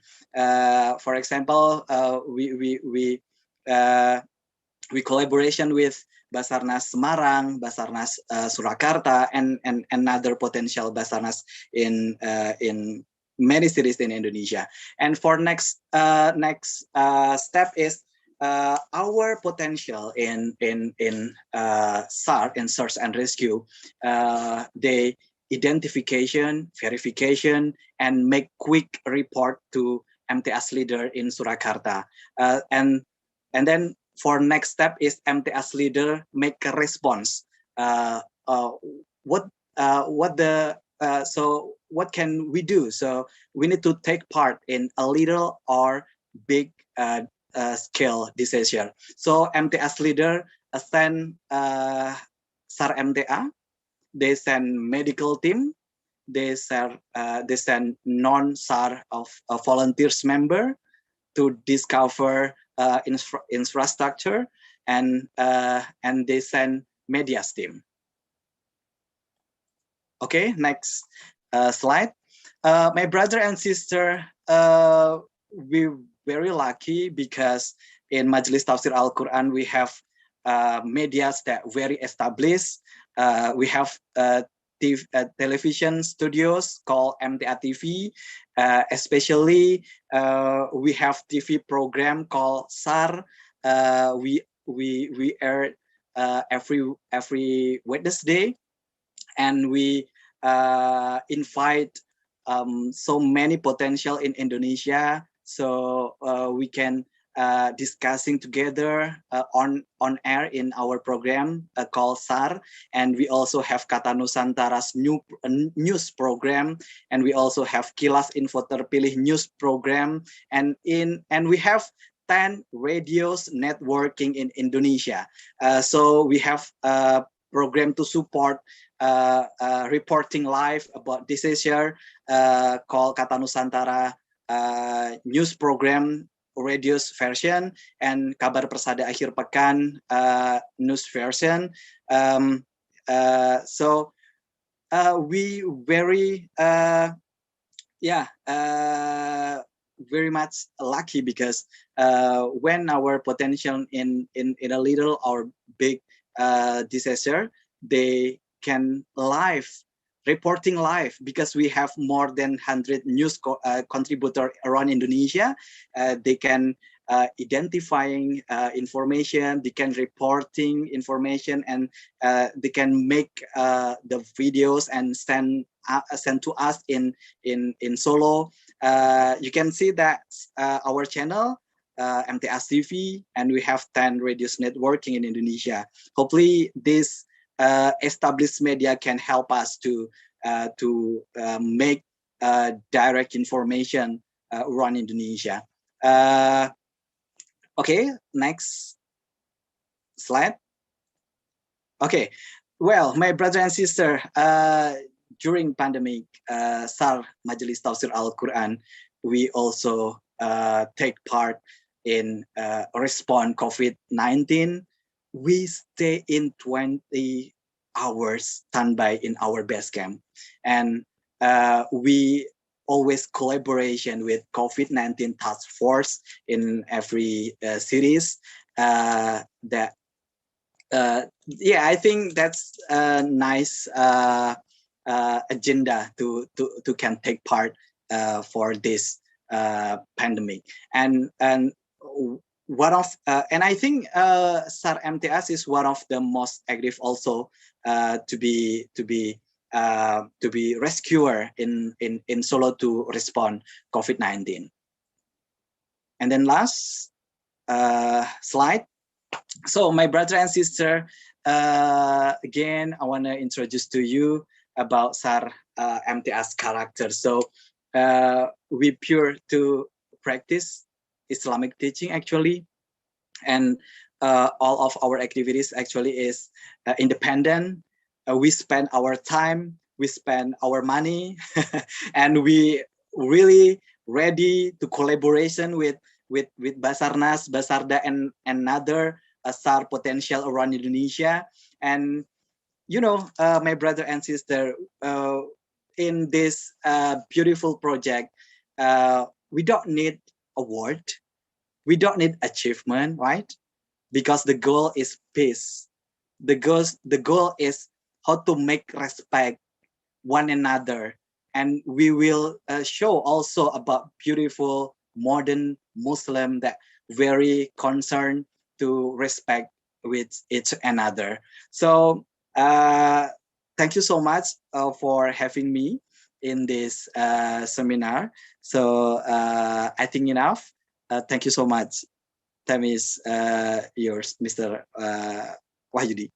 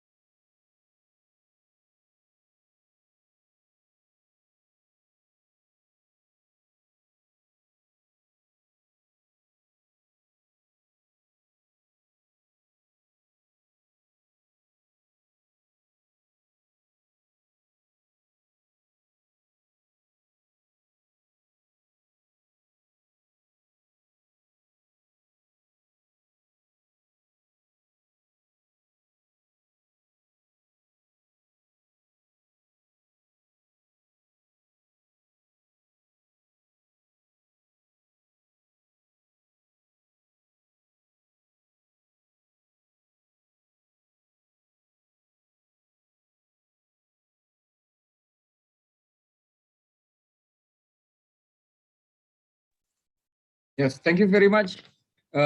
Apology for the technical issues for the videos. Welcome back to the webinar. Interesting presentation from each speakers, and many recommendations can be follow up to enhance national response effectiveness in a disaster with the adoption and implementation of INSARAG methodology during the presentation. We have noted many questions, but on this opportunity, I would like to convey the question from Pak Teguh Barkah to Miss Victoria Sais Omenaka. The question is, Indonesia has a Village Government Act. In the regulation, there are rules regarding priority funds for disasters. With this regulation, disaster management work in Indonesia can really start from the community in the village. But unfortunately, there are many obstacles that can be realized. What do you think about these facts? This question is conveyed to Miss Victoria Sais Omenaka. I would like to invite Ms. Victoria to answer this question. Thank you very much. Thank you very much, Payudi, and thank you very much to the colleague that posed the question. Payudi, I'm not familiar with that regulation, so if that's okay, I can revert back with an answer for the colleague. I don't want to delve on it now without getting the proper information. Will that be okay, Payudi? Yes, Bu Victoria. Thank you. Okay, thank you very much. Maybe Bu Beva? So what's the question? What's the question again? Yes. Yeah, the Indonesia has a Village Government Act. In the regulation, there are rules regarding priority funds for disaster. With this regulation, disaster management work in Indonesia can really start from the community in the village, but unfortunately, there are many obstacles that can be realized. Maybe Bu Beva really familiar with. Yeah, that's a good question. But the local government body for disaster management, they have special money from the local government, not from the central government. So the special allocation fund from central government is not directly used for disaster management activity, but like in every local government should pay the activity using their APBD. So if they don't have enough money, then they can ask for the central government help. But the thing is, it is really useful for having like the local based search and rescue management system. That's the things that we always do in terms of disaster management. But I think the search and rescue activity should be more,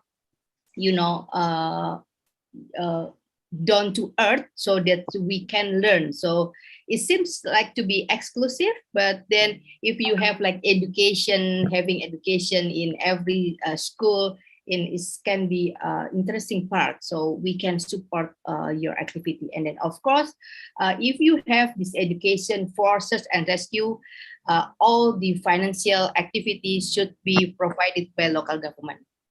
That's probably what you want. So yeah, probably I hope it can answer your question. Thank you.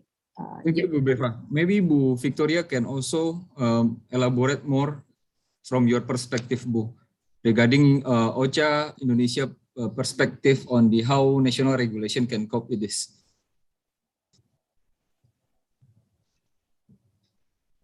Bu Victoria? Yeah. Yeah, thank you, Payudi.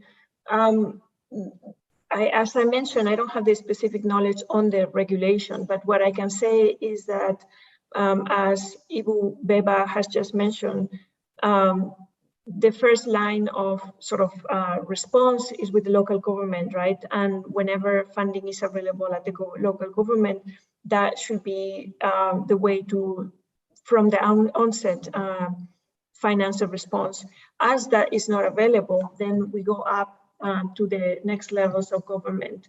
From OCHA's perspective, when it comes to humanitarian response, as you know, there are global funds, the Central Emergency Response Fund, the country-based pool funds that can contribute funding very quickly, particularly in the case of the rapid response window of the Central Emergency Response Fund, for very large-scale emergencies and for life-saving activities.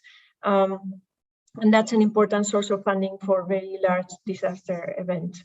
But definitely, if what we want to do is to push localization forward, I think that the important source of funding as much as possible should be at the local level. Thank you very much, Ayudi. Over.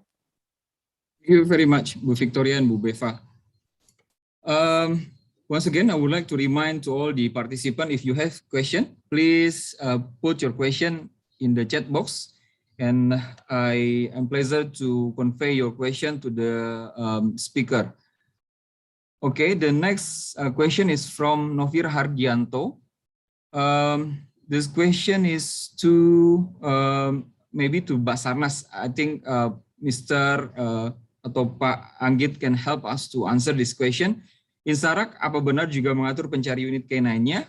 So Insarak is it also have the regulation for the K9 unit? We are from the Sardok Indonesia community. Maybe Mr. Anggit or Pak Anggit can answer this question. Okay, thank you, Pak Wahyudi. In bahasa in English, sorry. Sorry. Yeah, what is it in Sarak? Also capture about the unit K9. I got the question. Yeah, okay. Thank you very much. Thank you, Pak Novi.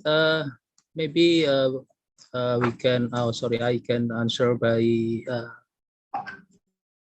look at the document in Sarak Guidelines Volume 2, especially chapter 2.4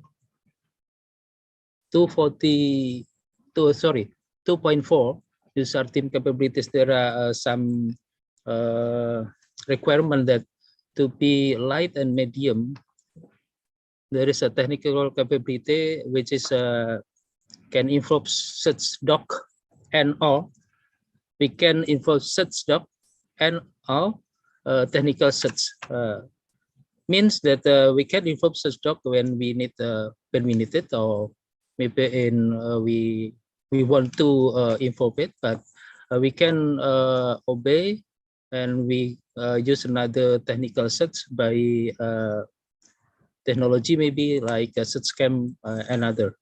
But we always discuss with K9 from police and from Sardok Indonesia with someday maybe we try to collaborate in this event, especially to build a light user team. Thank you. Thank you, Pak Anggit. For participant, you need the material. Please also click the link. I have shared the link for the material. You can download to the link. Before I convey the next question, I would like to answer. I would like to answer. Have a question to Mr. Anthony actually regarding the criteria of the formation TSG and TRG roster in Asia Pacific. You may I would like to ask is there any criteria for the AP members to be the one of the candidate for the TSG or TRG roster? Mr. Anthony?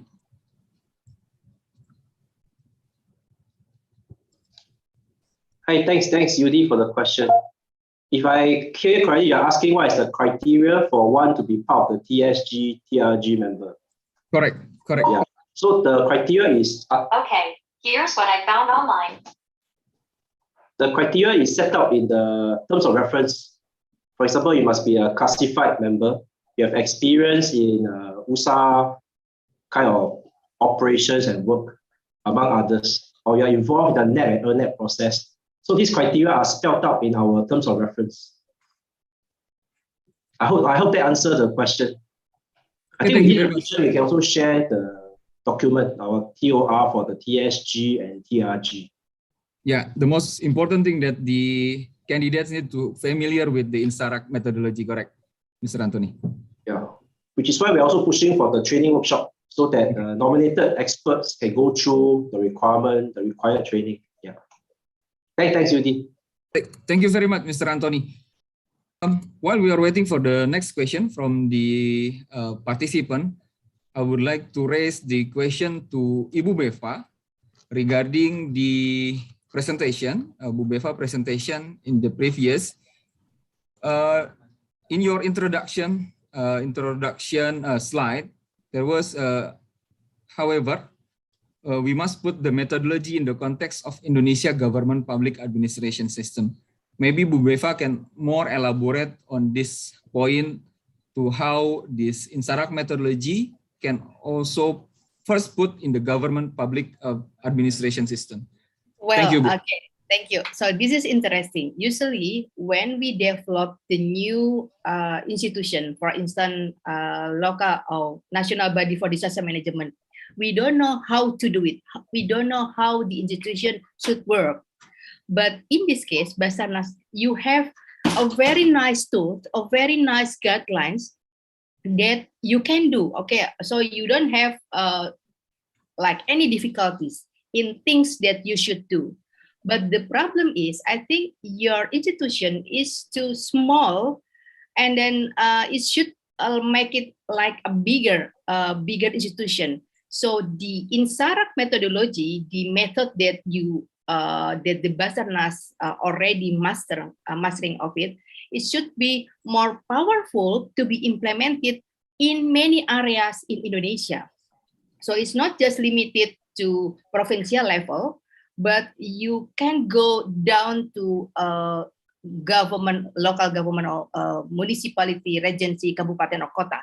So because you don't have, I mean, in this case, I made this presentation and I have discussed with several professors in our department about the way BASARNAS should be able to grow stronger and then wider in terms of the coverage. So we are not, well, we don't have any worry about the methodology. It's totally, I mean, wonderful, it's excellent, but our institution, you have to face so many obstacles. You have to face so many, like you need to get strong support from legislative, for instance, to make you like having enough financial support, having a strong organization. You need to have that support from legislative.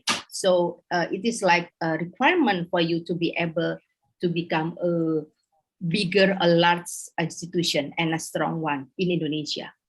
Okay, I think that's the rule, because if you want to implement this methodology in the local government level, if you don't have like the hand in local government level, it's very difficult.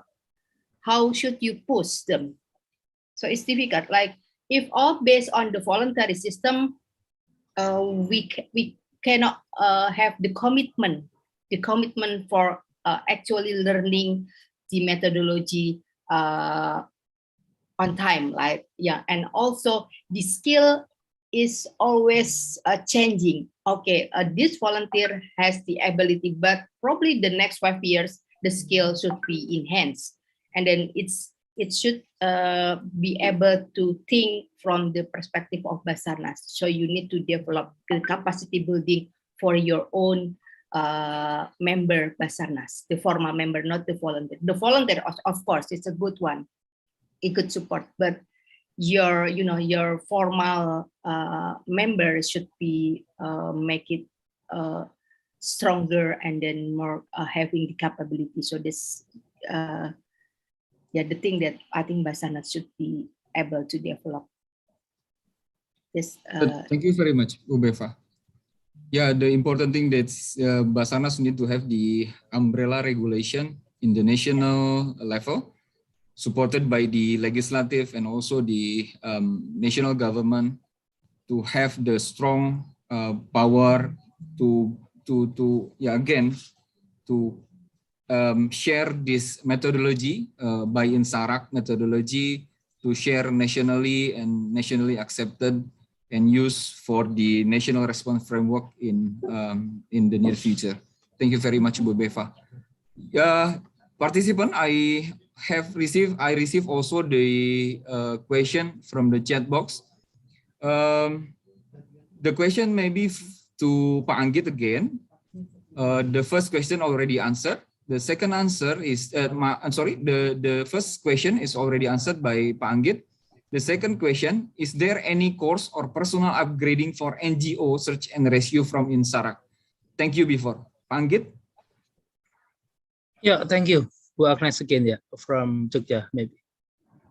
As I know, we always discuss in my internal organization, BASARNAS, that after receive IEC qualification 2019 as INASAR medium class, Indonesia, especially BASARNAS, has a responsibility to improve national capacity, and that it means that BASARNAS has to develop some SOP, some regulation, and others to empowering human resources, not only in BASARNAS but also from NGOs. From this issue, we will continue our NIP from for SAR offices to explore another competencies from another capacities like NGOs, like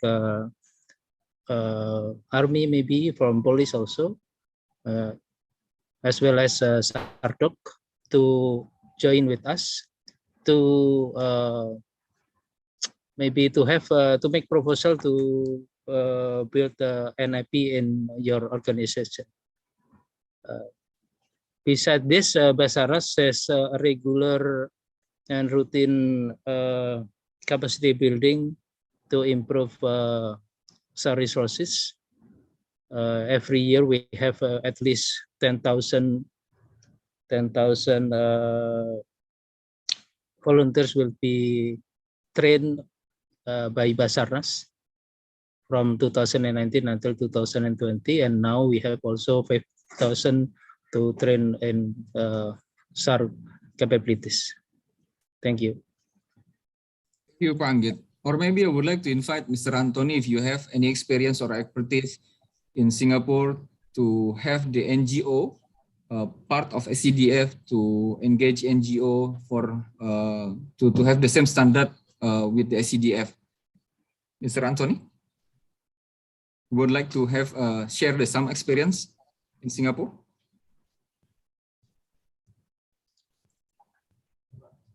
Hi, UD. For SCDF, we are the national authority for disaster management. Right? So for NGO, we do have joint training, but we don't see the need for them to meet the high requirement. But we have joint training, and sometimes they can enroll courses in our academy. So the training, we do have joint training. But if you're asking whether they don't need to align to the INSARAG standard, I think it's more relevant right now for the national authority in this area. Yeah. Okay. For example, Singapore Red Cross, yeah, is one of our partner. Yeah. Thank you very much, Pak Anthony. Next question is from Ida Aisyah Solo. The question is to Pak Irwan Firman, to SAR MTA. How can the SAR MTA have the budget to run this activity since the SAR MTA is independent organization? Maybe Pak Irwan can share the experience or the expertise to this issue. Please, Pak Firman. Okay, thank you, Pak Yudi, and thank you, Mrs. Ida, right? Okay, well, to search and rescue members in SAR MTA, being involved in humanitarian action is really pride of us. Really, we really pride to be part of search and rescue, and being able to cooperate with other SARS potential is very graded for us, right? And again, for budget we spend our money. We spend our money. So all of budget is coming from our community, Mrs. Ida and Mr. Yudi. So again, we're really happy if we can spend our money, even though not big, right? But we can give some food, and we can give and we can join with SAR training and every day with others potential in many action in SAR is really make our proud. So basically, the budget is coming from our communities, right? Yes, thank you very much, Mr. Iwan Firman. Is it interesting also that how SAR MTA can also have the contribution to the community? But my question is how can SAR MTA manage your capability, your capacity, particularly for the search and rescue capacity? Is it you always have the regular training or regular schedule to have regular training with BASARNAS or with other SAR potencies? Can you more elaborate about this? Okay, thank you, Mr. Yudi. Even though our budget is coming from our community, but we also ready to collaboration with another potential SAR, and we have like annual training for new member, and all of our new member legitimate by BASARNAS.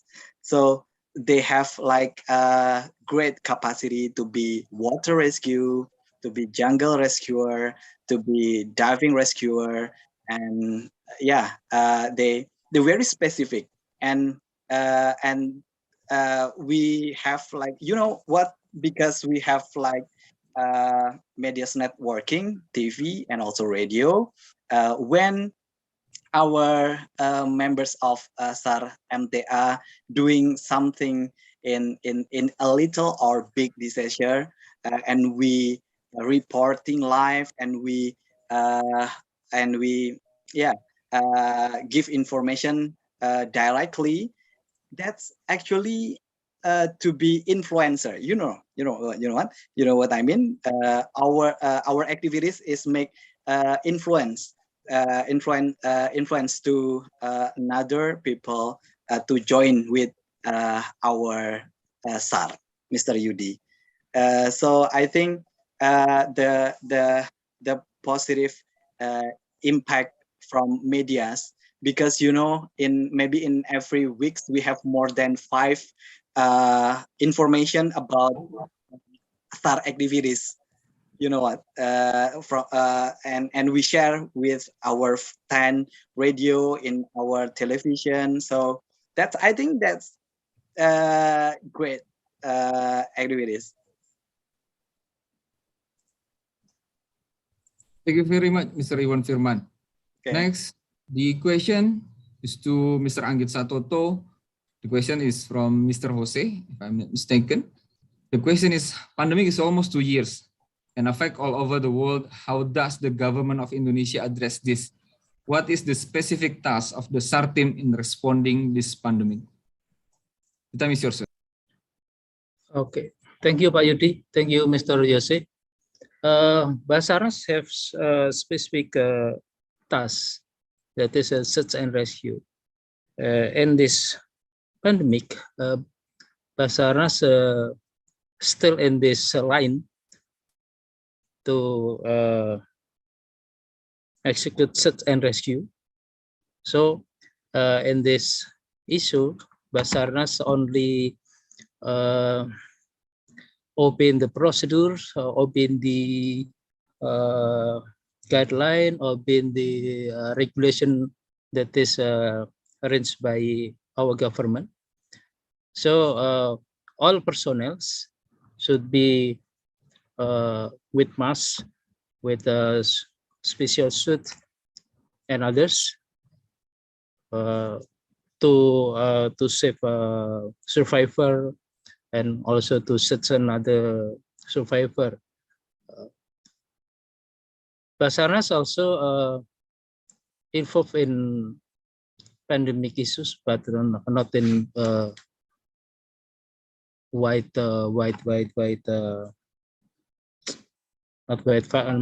issue, but only in search and rescue. And BASARNAS only focus on how to how to protect our rescuer not too affected by this pandemic. Thank you. If I'd like to jump in to add what Mr. Anggit Satoto said, maybe BASARNAS have also the SOP. Same with the other organization during the pandemic. We have SOP to how to operate or to how to respond the search and rescue accident or incident. We have the SOP on how the rescuer can have their response to the victim or to the affected area. So yeah, we also adopt the INSARAG guidelines regarding the pandemic, the situation pandemic. We adopt the same standard. So at least during this pandemic COVID, our rescuers still have the time to how they can manage the response with the quiet protection from the what they use, what they wear. Thank you. I hope they can answer the question. The next question to Dr. Bevaula again from Hiran Tilekaratni. Before BASARNAS go affected, community is itself a responder and rescuer. How BASARNAS give your capacity to community? I think BASARNAS is no doubt giving so much contribution to our community in Indonesia. Of course, especially during the emergency. In many cases, we really rely on the capability of BASARNAS. Yeah, I think that's the thing. But I think we need to give more appreciation to BASARNAS. So BASARNAS is not only well known when disaster happen, like some accident happen, and then we remember, okay, BASARNAS. But I think we need to give beyond that appreciation. And BASARNAS, I think if you have enough supporting staff, you can go directly to many local government to introduce about what actually BASARNAS do. And then probably we are as like the community can give a contribution to the work of BASARNAS. Yeah, thank you very much for the question. Thank you, Bu Beva. One obstacle to have the implementation of the standardized or national accepted guidelines or methodology is what Pak Teku Barkah said in the Q&A chat box. There was sectoral ego and technical obstacle. Not all volunteers have the capacity to carry out search and rescue tasks so that they can be dangerous. Maybe Bu Beva can also elaborate what this, especially sectoral ego, when we need to have the standardized or the same mechanism in the national level. Yeah, that's a very good point that mentioning by Mr. Barkah. Yeah. We have here in our bureaucracy, we have culture that is very ego. And then sometimes we forget that, okay, this is in terms of humanity and we should put aside our ego, a sectoral ego. But it won't work. It won't work that easy. Like they just want to be, well, recognized by their institution. So to have this networking, you need to have what we call here the organization in every level. that's the thing that I think should become a burden for BASARNAS. So you don't have the vertical or horizontal relation, and then it makes us difficult to help you when a disaster happens, because we need to follow the command from our head. So BASARNAS is not our head. So why should I follow your instruction? Even that's in terms of humanity. And then also to make it standardized. We have here faced by cultural activity, cultural behavior. Sometimes they believe like in local wisdom, okay, don't believe on technology, but believe in orang pintar or smart people in our city.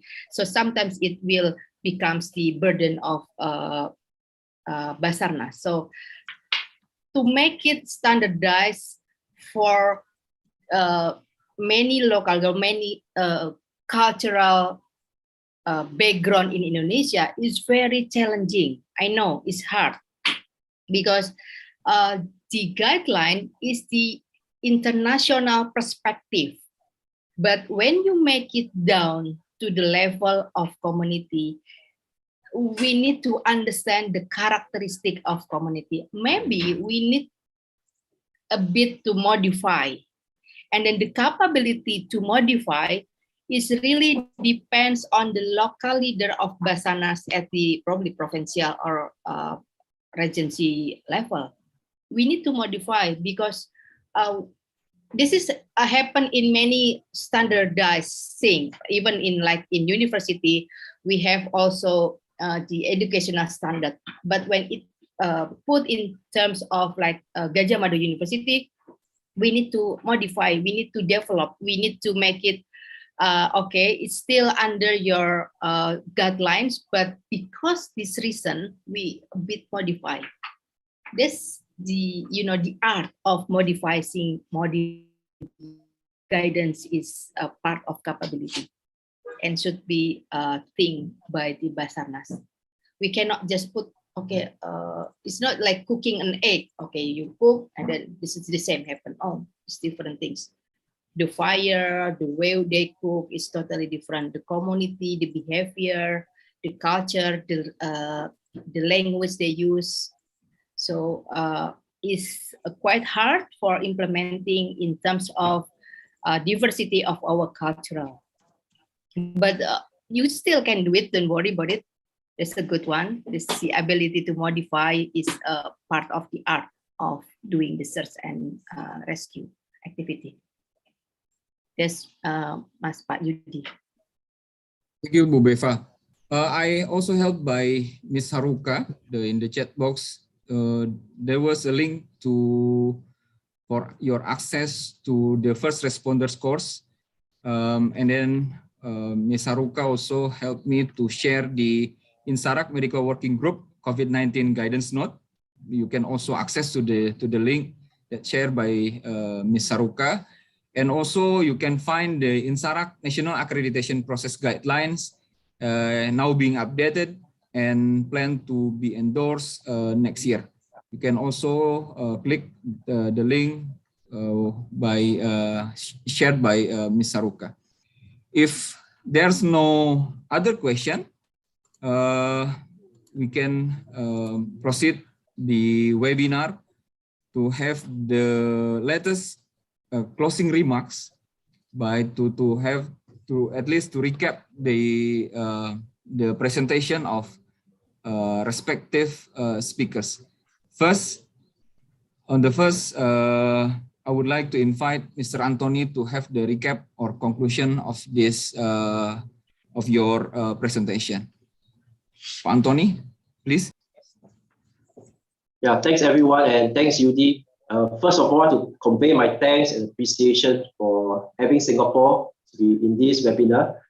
I think it's a privilege to share the updates the ERNET working group for the Asia Pacific region has made thus far since our formation in February 2021.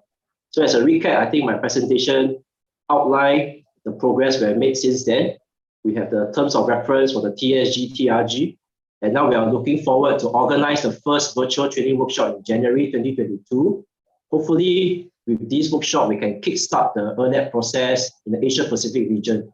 And when the situation allows for travel to take place, we also hope to have the 5-day face-to-face training. That will be useful. So to answer one of the related questions by Bruce earlier, I think we all know that the 8-hour virtual training would likely not be able to replicate the full 5-day face-to-face training. But at least we have something that can allow our experts in the roster to kickstart the process. So that will be useful. So I hope that quickly summarizes the progress we have made, and we welcome all members who are interested to take part in this process to engage us or through the INSARAG Secretariat, Ms. Haruka, for instance. That's all I have. Over to you, Yudi. Thank you, Pak Anthony. Now, I would like to invite Ms. Victoria Saisoromainaka for the summary of your presentation. Bu Victoria. Thank you very much, Pak Yudi, as well as to all of the panelists. I have learned a great deal from the various presentations, and to the colleagues that have taken the time to join for their interesting questions. From my side, just to highlight the 6 areas where we think that local responders can be empowered: training, continued collaboration and practice, on-the-job practice and training, testing and certification, coaching and mentoring, and finally, joint simulations. We believe that those 6 areas are essential, and empowering local responders will allow us to better respond to disaster events, as well as to give communities the tools that they need to be able to respond. Thank you very much again, and over back to you, Pak Yudi. Thank you very much, Bu Victoria. Now, Pak Anggit, your turn to have a quick summary of your presentation. Please, Pak Anggit. Okay, thank you, Pak Yudi. As we know that BASARNAS in 2021 has commenced development national accreditation process for SAR offices in Padang, Palembang, Manado, and Mataram. And later we will develop a national SOP of NAT. And then we open to all external resources to prepare and to propose once the INSARAG requirement is fulfilled. Thank you. Thank you, Pak Anggit. Bu Beva? Yeah, my concluding remark is that the search and rescue activity is actually a multi-sectoral approach.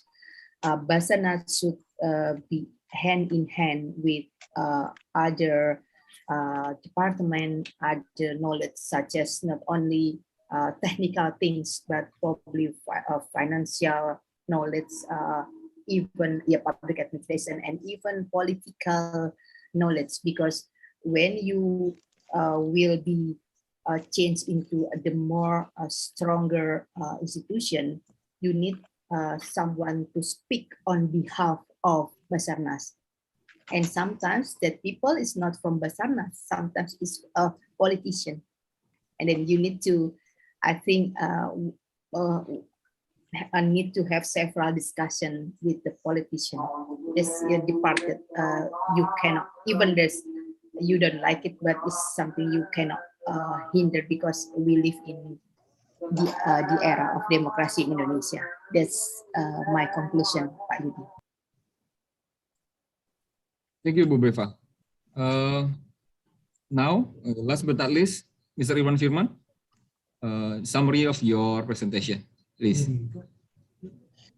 Okay, thank you, Mr. Yudi. For my conclusion is for my brother and sister that take part in search and rescue around Indonesia and maybe around the world. Yeah, so stay in our commitment to be part of search and rescue. So help each other is actually our character in Indonesia. gotong royong, right? But safety first is really much important to be rescuer. So hopefully SAR MTA and other search and rescue and BASARNAS still great in relationship with more and more training, coaching, more time to us maybe to discussing something that new to make our ability level for better. Thank you so much.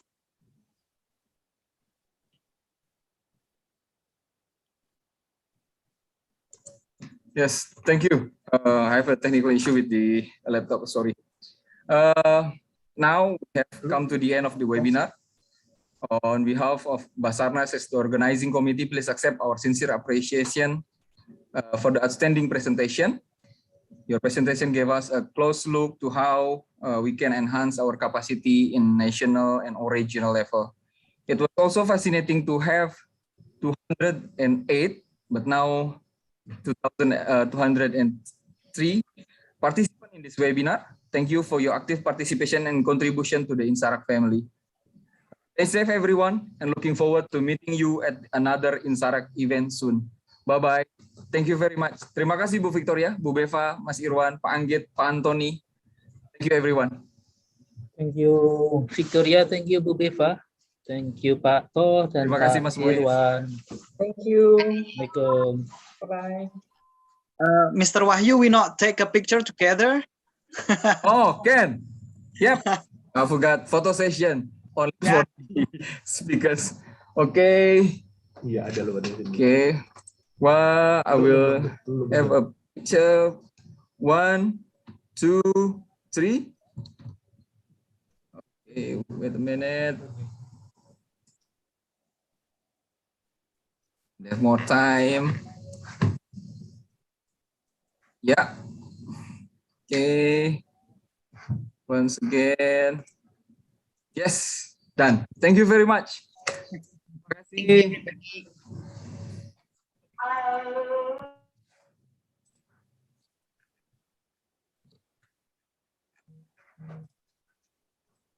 Terima kasih Mbak Dea, Mbak Disa, Mas Jeffrey, teman-teman dari JBI. Terima kasih.